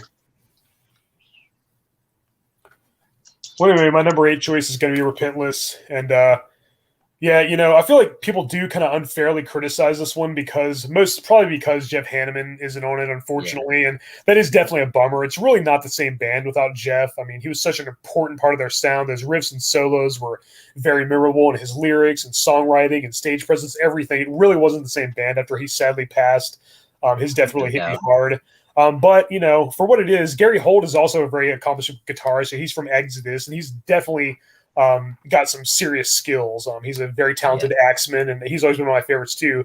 And I like what he brings to the table on this album. He fit in with the band very well, and of course Dave Lombardo was gone too and replaced by Paul Bostoff once again for like the 2nd or 3rd time, I think, by the time this came out.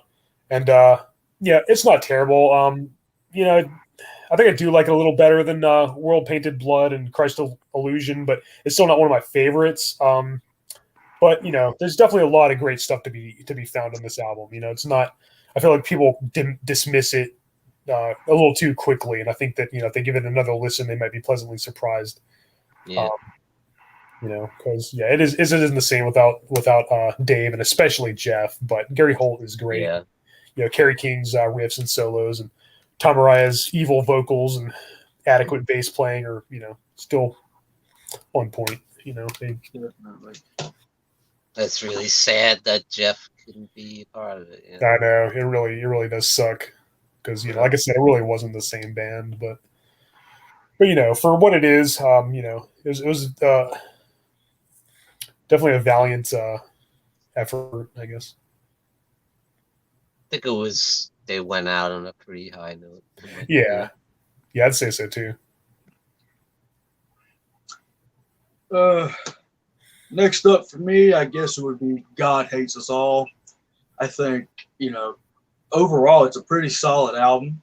You got great songs like Disciple and Bloodlines and stuff. Pretty heavy in certain sections, and overall I think pretty good album. Like it. Definitely. What about you, Sean? Yeah, God Hates Us All. God, it's a song. Disciple, that's a great song. I used to be able to play that. Probably still could if I tried. Not the solo, but the rest of it. I'm not gonna try to emulate Kerry King's solos, but Yeah, it's a great return to form, I think, for Slayer. Like, I feel like they perfected what they started with Diabolus. Like, it still has that style, but it's a little more fast songs, and a little more brutal too. Like, I love Bloodline. That's a great song. Yeah, awesome. Cool music. One of my favorite Slayer songs, Bloodline. Yeah, mine too. And that's my choice as well. God Hates Us All. The most underrated album by this band. A lot of people hate this one. A lot of people say this is their least favorite. I don't hear it. I've even heard that it's their attempt at a new metal album. Like, I don't know who swapped the disc with Saint Anger, whoever wrote that. But no, I don't hear it. I mean, maybe it's more reminiscent of new metal than their other stuff, but it's still a lot of aggressive, violent slow solos and riffs. And yeah, like you said, Disciple's a great song. God Sent Death is a really heavy, brutal song, especially Bloodline, which is my favorite song on the album. I love that chorus. It's a little more melodic and kind of musically intricate than Slayer was known for. And I just think it's underrated as hell. It's not one of their best, but it's definitely not one of their worst, and has its moments, but most it's just those three songs that I'll defend to the death. The rest of the album, nothing too amazing, but certainly nothing terrible either. So I know three songs can't make a great album, but they definitely don't make a bad album either. And I think this is definitely, as far as like the middle of the road Slayer albums, I think this is one of the better ones. Because it's very overlooked, and I never understand the hate it gets. I mean, I understand a lot of people, didn't like the changes in their style, but I mean, come on, they had to change they had to keep it fresh. They had to mix things up a little bit, and they didn't want to do the same old thing. But it still sounds like Slayer to me, Yeah. Kerry King and Jeff Hanneman, his guitar playing still not top notch, and Tom Araya still sounds evil as hell. He's still the voice of hell on this. And where did Sean go? I noticed he froze up. Oh, yeah. Uh-oh. We lost Sean. Oh, boy.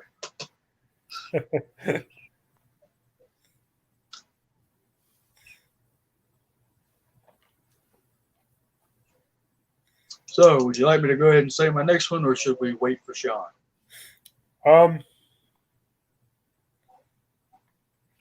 Are we down to the top 6? I have in total 1, 2, 3, 4, 5. Yeah, top 6.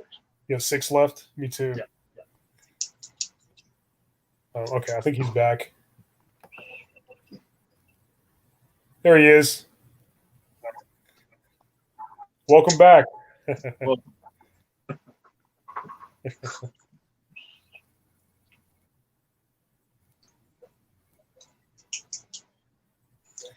Let's see.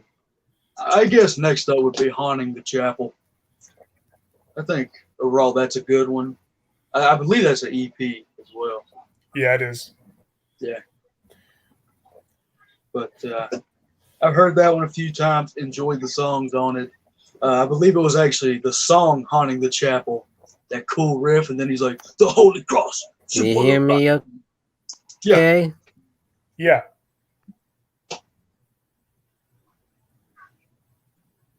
But yeah, that's my... Yeah, that is an EP. There's 3 songs on it. 4 if you count the reissue, the re-release. My CD version has 4 songs. But I'll get more of my thoughts on that when I get to that release. How about you, Sean? What's your number 6th favorite Slayer album?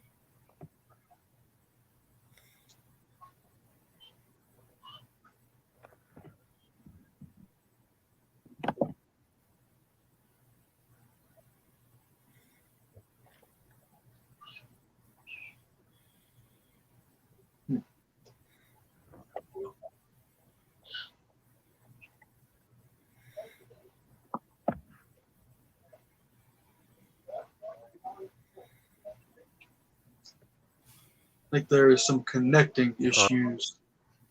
Yeah. Uh-oh. Lost him again.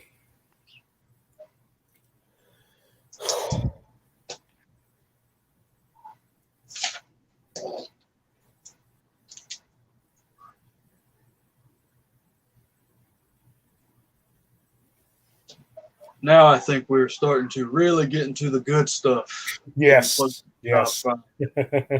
This will be hard for me. Yeah, me too. Well, anyway, my sixth favorite is Divine Intervention. Nice. Great album.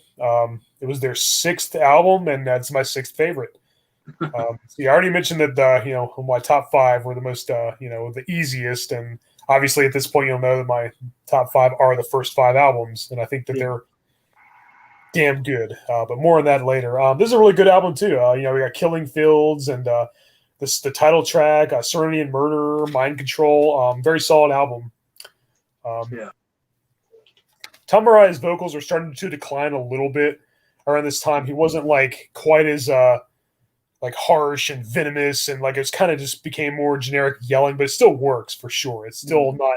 That's not a a detractor by any means. Like he still sounded great, and it still fit this album perfectly. And as usual, Kerry King and Jet Hanneman's solos and riffs are just immaculate as always. And for all the people who say that Kerry King's playing is sloppy and unstructured, I first of all, usually it's only elitist guitarists that say that.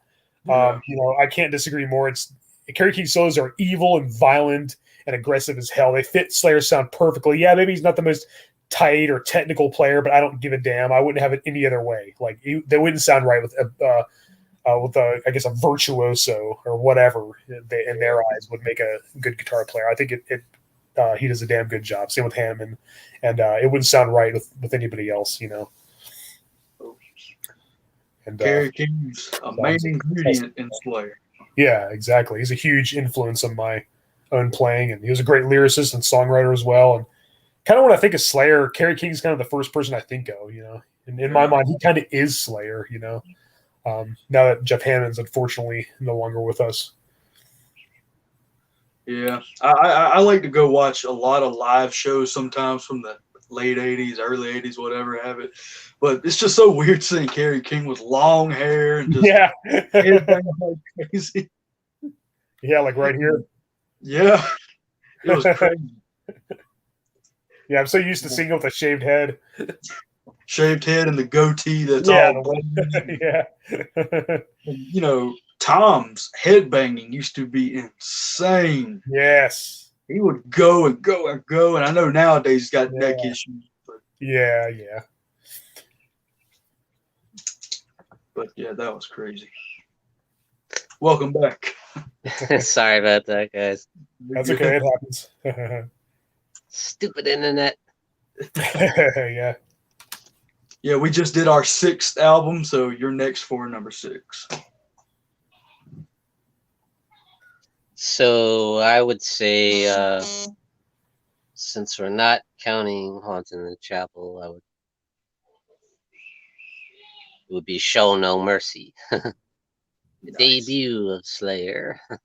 Definitely a lot of great songs in there. Black Magic, Die by the Sword, of course. Metal Storm, Face the Slayer.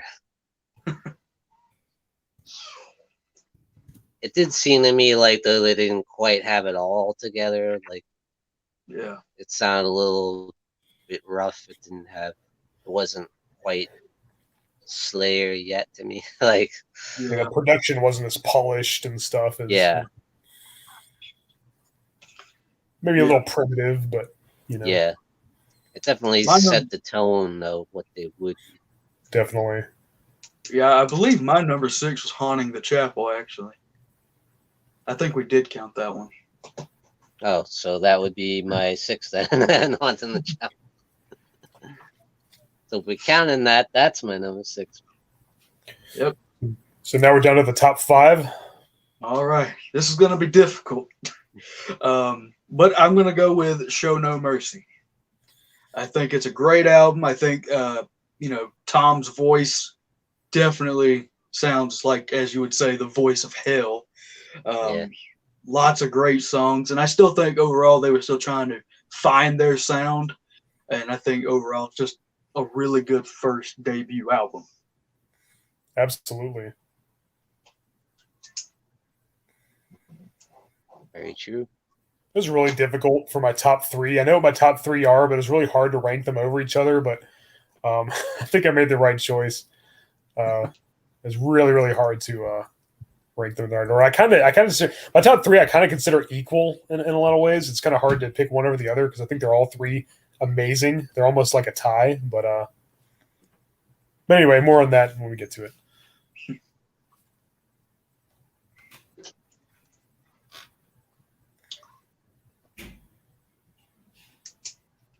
Yeah, well, my next one might be a shocker. Divine Intervention for me. It's, in my opinion, is the most underrated. It's very big time. I know. Like, honestly, it holds a special place for me because that's when I got into Slayer. I knew about them before, but Divine was the first album I actually bought. And then after that, I went back and got all the other ones, you know. It came out in what, 94, I believe? Yeah. 94, exactly, yeah. Yeah. I think it's really heavy, it's brutal. So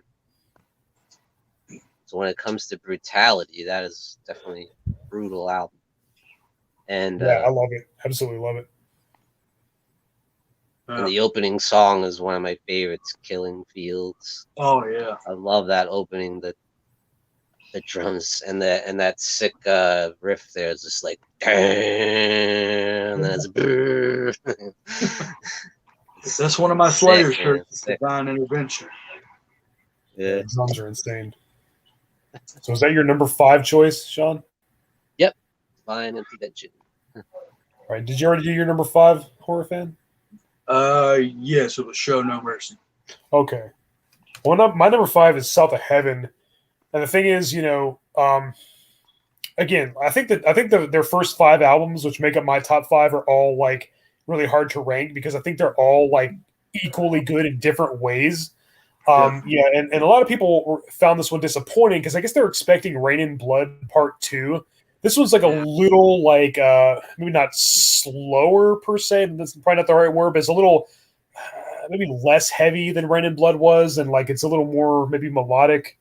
But I freaking love it. I love that opening riff to the title track, South of Heaven. That's very fun to play on guitar. Classic. And it gets me hooked. Yeah, as soon as you hear that riff coming from your speakers, you just know that you're in for a treat. And the album just grabs you by the balls and never lets go the whole time, you know, because then we have Silent Scream and Live Undead, Behind the Crooked Cross, Mandatory Suicide, Ghosts of War. Classic. Yeah, Dissident Aggressor, which is a cover of a Judas Priest song. Love this album. It's freaking slays. It slays, yeah. Yeah. I see what you did there. Yeah. So yeah, my number 4. Kerry King had long hair too, so that's. Oh yeah. Yeah, he had hair once upon a time. Yeah, so that deserves a mention. My number 4 would be South of Heaven. When I think, you know, that the time when I was a kid and I was growing up with Slayer, this is one of the albums that I think the most of. It just has a lot of classic songs on it, ones that'll really get you going. You know, me playing guitar all the time, it's always fun to play along with a Slayer song. You know, that's just what I love doing. But yeah, South of Heaven coming in at number 4. Great choice. Great choice. Yeah, I try to play along too when I play guitar. I try to play along to Slayer songs. Sometimes I can't quite keep up, but I do my best. Well, at least South of Heaven is a little slower tempo. Yeah, yeah. It's a little easier to keep up with than the other albums, but you know.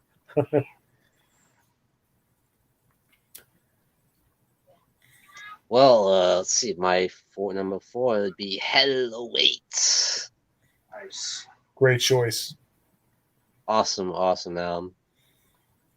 It's just got that raw power, you know, that it's really exciting to hear that the energy of it. You know, to me, Hell Awaits is where Slayer became Slayer, the perfect, where they had everything together just right. You know, it had the heavy riffs and the evil sound and the awesome vocals all together. Absolutely. Perfectly. It's just nasty. It's raw. Yeah, Tom Araya's vocals kind were of evil, very evil. very blasphemous, very Yes. sacrilegious. Tom Araya's hellish vocals. Necrophiliac. Yeah. That's sick. At Dawn They Sleep. That was a phenomenal Love it. song. Yes.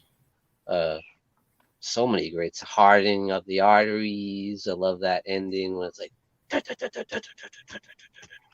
Yeah. Love that classic Lombardo. And it's like it's like, should it have had better production? Would it have been as good, or would it have been better? It's hard to say. I think It kind of had works the with production value of Rain and Blood. I think the kind of murky sound adds to its, makes it sound even more demonic. I think it kind of, I think kind of adds to the all around ambiance. Kind of fits the mood. Yeah, true. It's almost like maybe you wouldn't want it to be more polished or yeah. Plus Hell Awaits, that's a classic song. Yeah. Not a bad song on there. You got that right. Perfect front to back.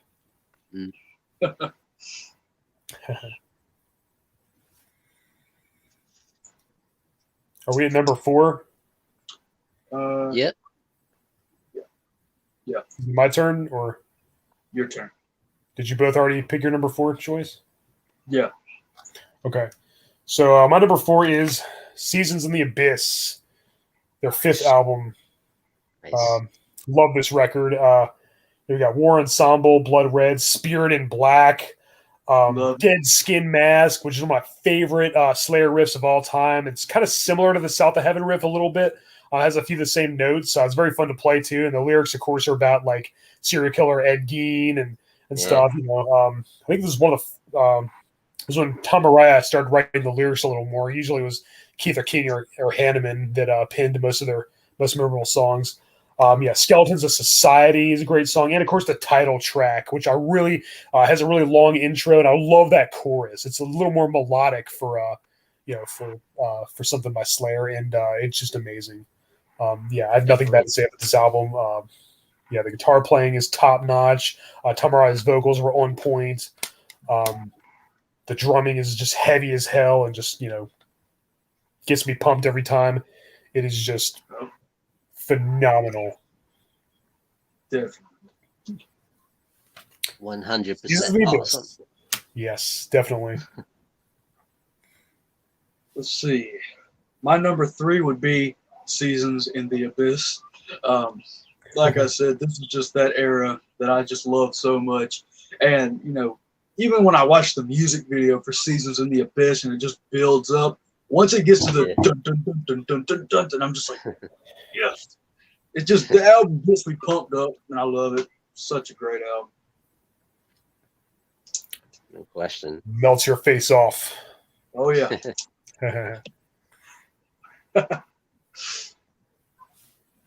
Well, that's my choice too. Number 3, Seasons of the Abyss. Again, not one bad song. Every song is great. Hallowed Point, the great fast song. Oh, yeah. And then you got the super evil song, Temptation. Man, that riff in the middle. So sick. So it's like, bow to Satan. Or whatever.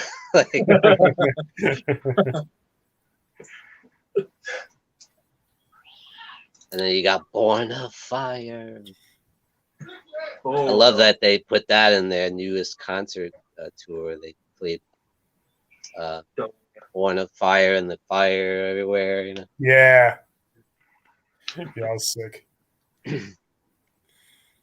Obviously, the classic, War Ensemble Oh yeah. title track.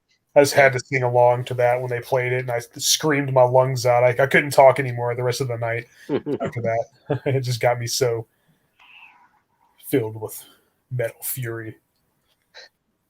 Dead Skin Mass, a masterpiece. Yes. Oh my gosh, yeah. Very iconic. Very atmospheric as well. Yes. Yeah. Christ, love it. I love the girl's voice in the background. Let me out! Yeah. It's not fun anymore, Mr. Geen. Yeah, very gruesome, very sick lyrics. Inspired by Ed Gein, like I said. And it's probably Leatherface's favorite Slayer song too, I would imagine. Yeah, I would think so. Yeah. My wife actually likes it. That's all. Really? Yeah. There you go. Oh,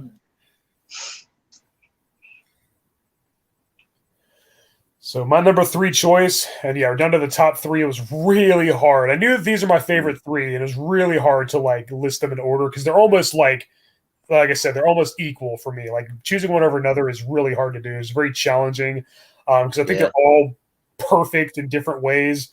After some careful consideration, I guess I am going to go with Hell Awaits as my number 3. I freaking love this album. I think this is their most evil sounding, their most brutal, their most blasphemous. My only complaint about this album is it's too short. It's not long enough. There's only 7 tracks. That's not enough. When I listen to this album, I don't want it to ever end. I want to just keep going. Want more, yeah. Yeah, exactly.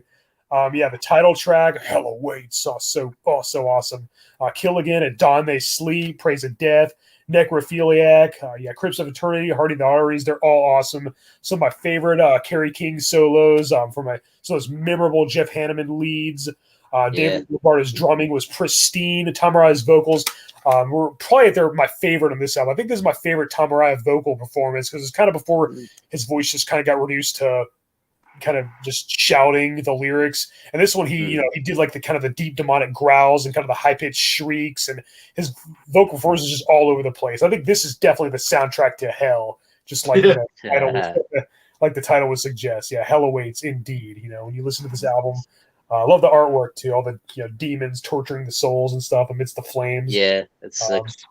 Yeah, that is just sick. Love it. It's a flawless masterpiece. Definitely. Without doubt. This was so difficult because these two could flop at any point. Yeah. But for right now, I guess my number 2 would be Rain and Blood.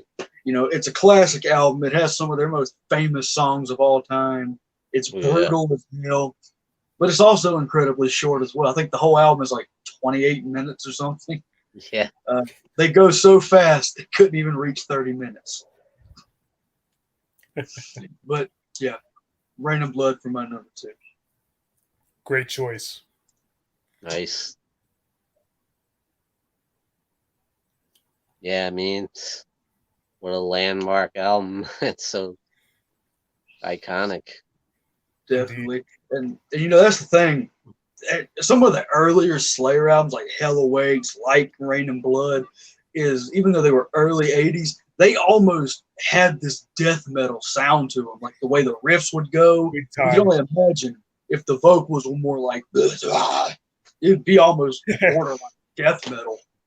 Yeah, I think if the vocals were like more harsh instead of like, more clean, I think it could definitely pass for like death metal or early death metal at least, especially the lyrics too. Slayer is definitely the most evil sounding thrash metal band, at least out of like the more well known ones. Certainly out of the big 4 by far, they're the most evil and blasphemous and violent sounding, and their lyrics and their riffs and their solos are very death metal esque. And even I would say they certainly were a huge influence on big death time. metal. Yeah, death metal genre owes a lot to Slayer, I would say. Yeah. That's the thing, though. Slayer has everything, They have the satanic stuff. They got the super fast songs. They got the slow, evil, demonic stuff. They cover so much ground, Yeah, they're a lot more diverse than people give them credit for, because there's pretty much, When it comes to brutal thrash metal, they can pretty much do no wrong. Yep. And I could never see Slayer doing like a ballad song, like a nice slow song. I could not see that. It has to be evil. Yeah, it'd be interesting to see them attempt that. You know, I'm just kind of curious as to how it would sound, but there's some songs that have like some slower parts, like their cover of "Hand of Doom" by Black Sabbath. Obviously, they do like the slower build-up part, and Tom Araya actually did a decent job doing the vocals for that too. It's odd because he actually didn't sing the fast part. You know, he sang the slow part, but not the fast, higher part. So you know, yeah, did a hell of a job either way. Yeah. Sometimes I like it when he when he sings instead. Yeah. Just the screaming, because it sounds even more evil. Like. Yeah, I agree. Did everybody? Yes. You guys both reveal your number 2 already, or? I didn't do mine yet. Oh, okay. So we're at number 2, right? So yes. South of Heaven for me. Excellent choice. I love South of Heaven. Yeah, to me it showed that it proved that they don't just have to be fast all the time. They could slow it down and sound even more evil. You know, like somehow managed to be even more evil, slower. Yeah. Like songs like "Spill the Blood," man, that sounds evil as hell. It's one of the slowest songs. Raise the chalice, praise forevermore. Yeah, they definitely slowed it down for that one in comparison to the early albums, but you know, slower and more melodic, but they excelled at it for sure. And like you said, still heavy as hell, like Mandatory Suicide. That's brutal. Yeah, it showed how, you know, versatile they were. Yeah, exactly. I think that was a triumph for them, for me. And then when you have like Season to the Abyss, where it took both together, kind of the fast stuff and the slow, heavy stuff together. That's why South of Heaven's so great to me. Oh yeah. And I mean, legendary song, South of Heaven. That's an amazing song. I love every song. Yeah. Me too. Again. Silence. Then you got some of the lesser known ones that are great, like Silent Scream. Love it. Live Undead, great song. Yeah, just a masterpiece to me. 5-star masterpiece.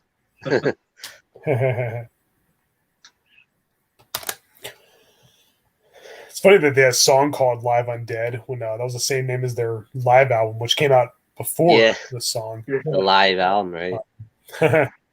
Yeah. Anyway, my number 2 choice is going to be what most people consider their all-time best album, which I definitely wouldn't argue, of course, is Rain in Blood.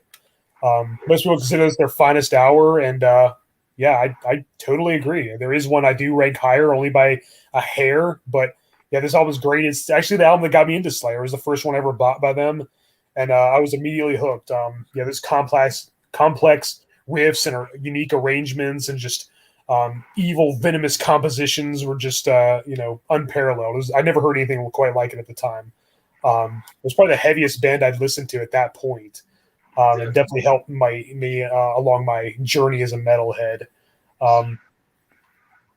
It's one of the best thrash metal records of all time. We've got Angel of Death, Piece by Piece, Necrophobic, Altar of Sacrifice, Criminally Insane, Postmortem, and of course Raining Blood.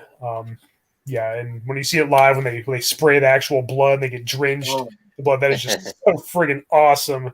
Yeah. And this CD contains a couple bonus tracks as well, which are pretty cool. But yeah, it's just brutal, fast as hell, furiously heavy, and there's not another like it. It's just amazing. Yeah, Kerry King and Jeff Hanneman, the twin axe players, are just at their all-time best here. Tom Araya sounded great once again, like I already said. Dave Lombardo's drums. flawless, just absolute masterpiece of thrash perfection. Yeah. Raining Blood, my second favorite Slayer album. Excellent Nice. choice. And of course, that leaves one, and my personal favorite is Hell Awaits. I just love the evil sound this album has, especially with like the song Hell Awaits and how it opens up with like the Yes. and then it builds up. Tom's voice was so just like evil sounding, especially in the slower parts. Very atmospheric album, very brutal. Hell yeah, Hell Awaits. My number one. Yeah, I think Nice. Tom's voice was at its best on the album. Like I said, it was my favorite Tom Araya vocal performance for sure. Yes. Yeah. And it's got some of my Probably favorite agree with verses. that. Yeah, I just wish the album was more than 7 songs because it's so Really. great. I want it to never stop. Me too. And what is the song? Oh man, the song, I'm horrible. The song about the vampire. Crap. At dawn they sleep. At Dawn They There you Sleep. go. Dawn They Sleep. Love that song. Mm-hmm. Addicted to your blood. At dawn they sleep. Love it. Classic. The horror-themed lyrics and imagery were at an all-time high. Addicted to your blood. Yeah. But yeah, that would be my number one. Love that main riff. Oh, man, it's so sick. Yes. Mm-hmm. I'd have to agree with that. It's probably the most evil sound. Definitely. But Sean, you are up. Oh boy, number one. Rain and Blood. Great choice. It was hard for me to pick what's the number one. I just have to go with Rain and Blood because it's the most like iconic. It's just a game changer, and the fact it's so funny, the fact that it's only 20-something minutes, but it's like they just steamroll you, like it's a Yeah. 100. Yeah. And they leave you for dead, basically. It's like, Yeah. what just happened? Beat your brains in. Yeah. Turn your guts into snakes. Yeah. That's what's so great about it, is just nonstop barrage, Tough to top that, man. Yep. You're right. Absolutely brutal. You listen to it, and then by the time it's over, your hair's a mess, and you're asking what the hell just happened. Yep. Yeah. That's the thing, is they could just, and the fans absolutely love it. Anytime you hear any song from Rain and Blood, they go nuts. Like, yeah, it got me pumped when they played. They could just go to a concert and play Rain and Blood, and that's it, and leave. Yeah. Everybody would be like busted nose, bleeding. Like, I headbanged so hard I thought I might break my neck. Yeah. Definitely. I couldn't It's talk just so for like well. 3 days. It's just so well written too. Like, yes. Jeff Hanneman, like, amazing songwriting there. He wrote a lot of those songs. Yeah, for sure. Raining Blood, I mean, what an absolute classic. Love it. The doom from the beginning, with the rain and the it's amazing. It's just a great, vivid atmosphere. I was actually in a band that covered that song, and I think we did a decent job, nowhere near as good as Slayer, but it was always really fun to play, and people would go nuts whenever we play that, our drummer that we had, he pulled off a David Lombardo pretty damn well, I was playing guitar, and so, nowhere near on the level of King or Hanneman, but very fun song to play regardless. And it always gets people pumped, Nice. And you got Altar of Sacrifice. That's sick as hell. They actually say, praise hail Satan. Yeah. That song's sick as hell. That's almost like a death metal song. Yeah. Very much so. and Criminally Insane. That's a great one. Postmortem is unbelievable. That's one of my favorite songs. Yeah. Yeah, not a bad song there. Absolutely, every song is phenomenal. Yeah, Indeed. again, 5-star classic. Damn right. Just immaculate from front to back. Yeah, Definitely. but yeah, any of those four, the top four, are just you could almost exchange them. Very difficult to rank. You can't go wrong with either one Very of hard. Yeah, them. very hard to rank that because they're all masterpieces. Well, my number one is their debut, Show No Mercy. It was their first, and I think still their best. And yeah, I guess the production's Wow. not, the production was a little primitive, but I love how evil this sounds. And, I think this is my second favorite Tom Araya vocal performance next to Hell Awaits. And yeah, wow. Yeah, he was definitely the voice of hell back then. He hits some high notes. Even, kind of sounds a little like Halford or Jeff Tate, kind of. Yeah, Doing some deep growls, and it's just like amazing. Yeah, the songwriting, the lyrics, the riffs, the solos, the drumming, the bass playing, everything about this is freaking awesome. It was their debut, and I heard this a little later than I think Rain and Blood. Like I said, was the first one I ever bought, and then Hell Awaits, and I kind of worked my way backwards, and then I think I bought this. I was like, yeah, that's the first one. It's the others are probably better. Then I listened to it, and then it just grew on me over the years. I'm like, and just quickly became my favorite. But you really can't go wrong with any of the first three. But yeah, it's great. Right? Evil Has No Boundaries, The Antichrist, and Die by the Sword, and Black Magic, Tormentor, and the title track. I was just, oh man, it's just like so good. Wow, yeah, it blows me away every time I hear it, and I have nothing bad to say about it. Their debut, Show No Mercy, Nice. excellent. freaking amazing. Awesome. The first song I ever heard on that album was Black Magic, and I was instantly hooked. Yes, Loved it. Great song. that's great. Really set a new standard. Awesome opening. Yeah, I love that riff. Very memorable. That solo, breathtaking. Oh yeah. Oh Yeah, yeah. then there's the Hunting the Chapel EP, which was their second release, I believe. Great. Yeah, there's only 3 songs on it. 4 if you count this remastered edition with the bonus track, Aggressive Factory, Chemical Warfare, Capture of Sin, and the title track. Yeah, it's great. I wish this could have been a full-length album. Kerry King himself I said, know, right? yeah, Kerry King even said that if this was a full-length album, people would forget about Rain and Blood altogether. I don't know if I'd go that far, but it'd definitely be up there because it's amazing. This is probably my favorite EP of all time, I think. I wish it was a full-length album. I wish they would have wrote even more songs that would have filled out the total runtime of an, a long, an actual Wish they studio did. album. Wish they did. Yeah, because it's just amazing. It might be actually my maybe 4th favorite release by them altogether after their first 3 albums, maybe possibly. It's so short that it's kind of hard to judge it as an album, but Yeah. it's a great one to have all together. And then, of course, this is my favorite Slayer live album, Live Undead. This is their 3rd Nice. release, and the only studio album they had when they released this was Show No Mercy. So it's pretty much only songs from Show No Mercy and the Hunting the Chapel EP. Yeah, it's great. They put on a hell of a show. Tom Araya still sounded evil as hell back then, and yeah, they just put on a great concert. I'm so glad I've seen them twice. I wish I could have seen this this concert, but a long time ago. yeah, it was. They were still young and hungry and out for blood, and it was just sick as hell. Love it. One of my favorite live albums of all time.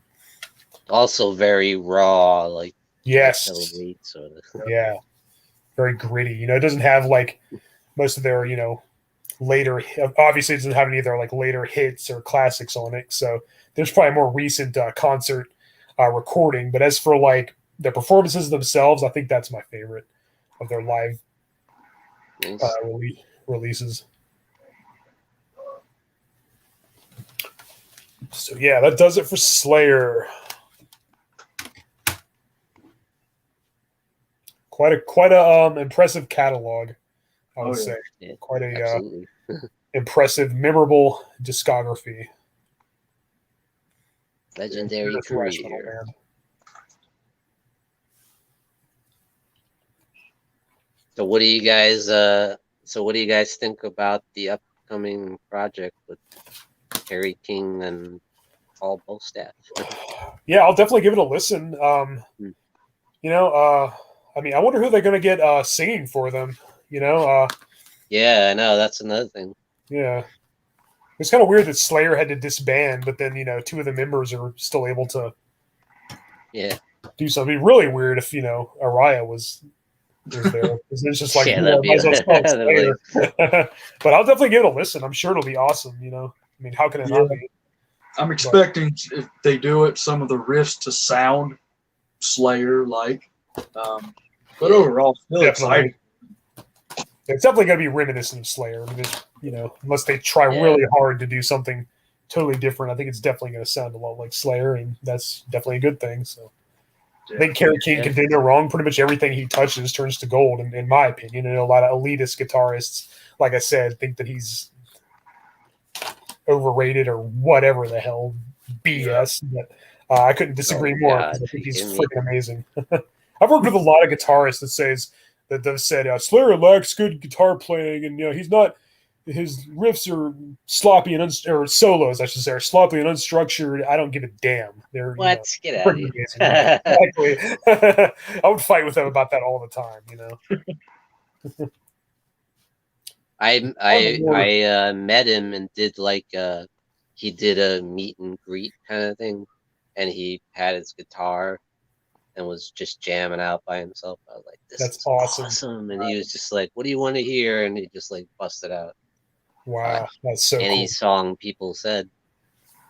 Wow, that is awesome. They're like, "Playback magic, okay." Whipped it out, Cool. busted out solos. I'm like, this is freaking amazing. Nice. Yeah, Kerry King riffs are some of the most fun to play. I think very memorable and very creative. So anybody that says that Kerry King sucks at guitar, get the hell out of here, because your opinion is invalid, in my opinion. Definitely. I think we lost Sean again. Uh-oh.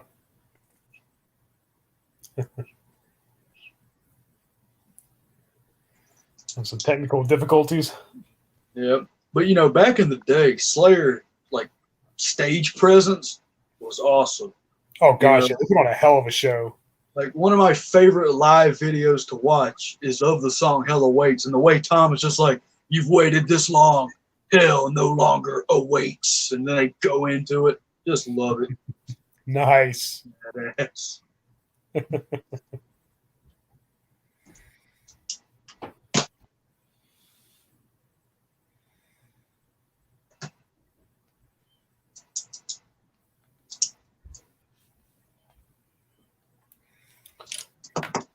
Yeah, they put on a great concert. I love when all three of them. Back when I saw them with Jeff.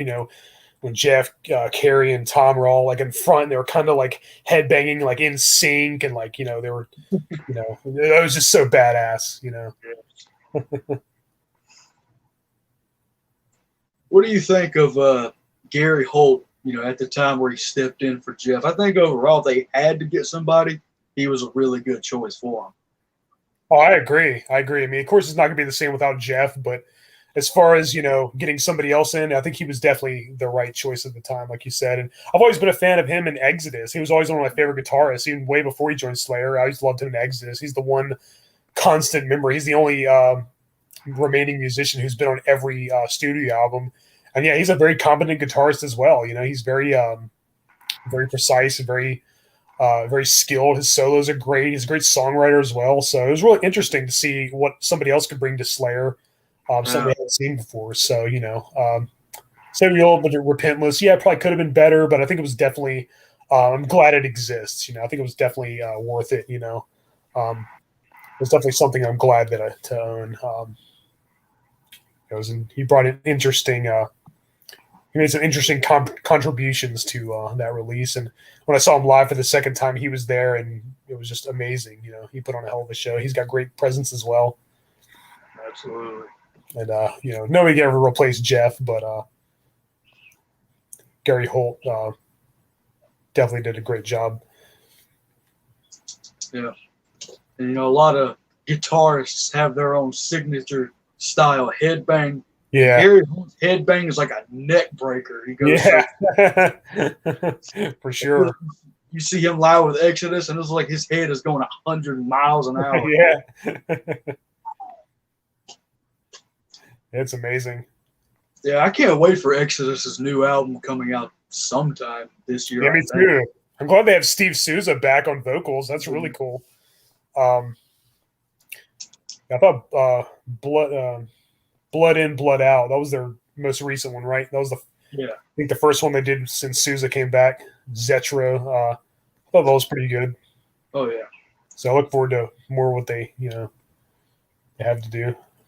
Yeah, and I've never hated the Rob Dukes era. I thought Me neither. I don't like him as much as Paul Bailoff or Steve Souza. You know, he just doesn't have the classic sound. But yeah, I think he's underrated. You know, I think he is a little reminiscent of some new metal vocalists and kind of does the tough guy thing a little too much. But I don't mind it at all. I think that Shovel-Headed Kill Machine and Atrocity Exhibition Exhibit A were pretty decent. They weren't as good as some of their other classic albums, but yeah, I don't hate them nearly. I don't hate them like everybody else does. Yeah, I think they're very underrated. Rob Dukes wasn't a bad choice.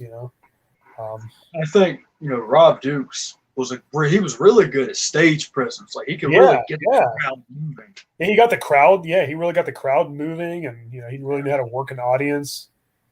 He was a great showman. Oh yeah, there's like that famous video of like the wall of death, and he's just like hold, and then they all run at each other and clash. Yeah, crazy. Yeah, it's amazing.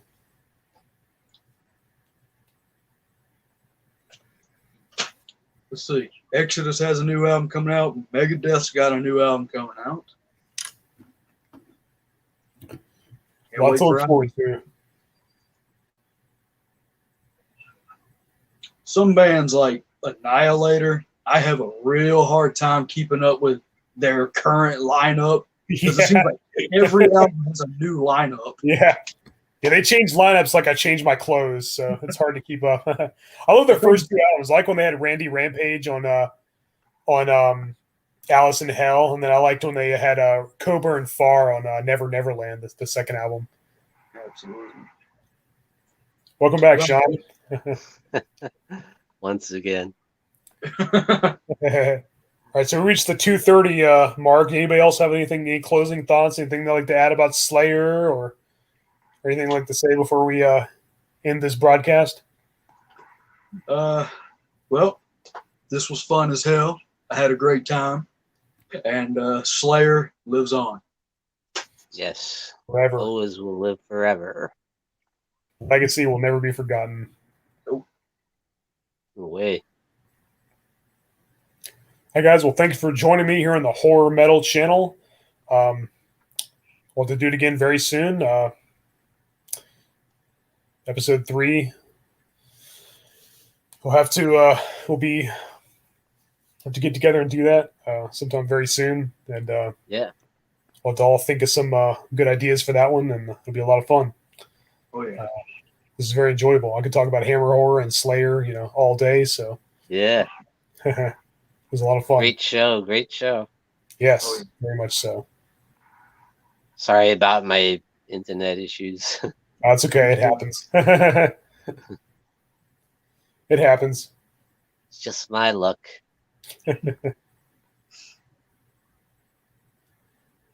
yeah, thanks a lot, guys. That was a good time. Indeed. All right, thank you everybody for joining us. This has been the Morbid Hour, episode 2. have a good Yeah. Have a great night. Later. Peace out. Peace out, guys.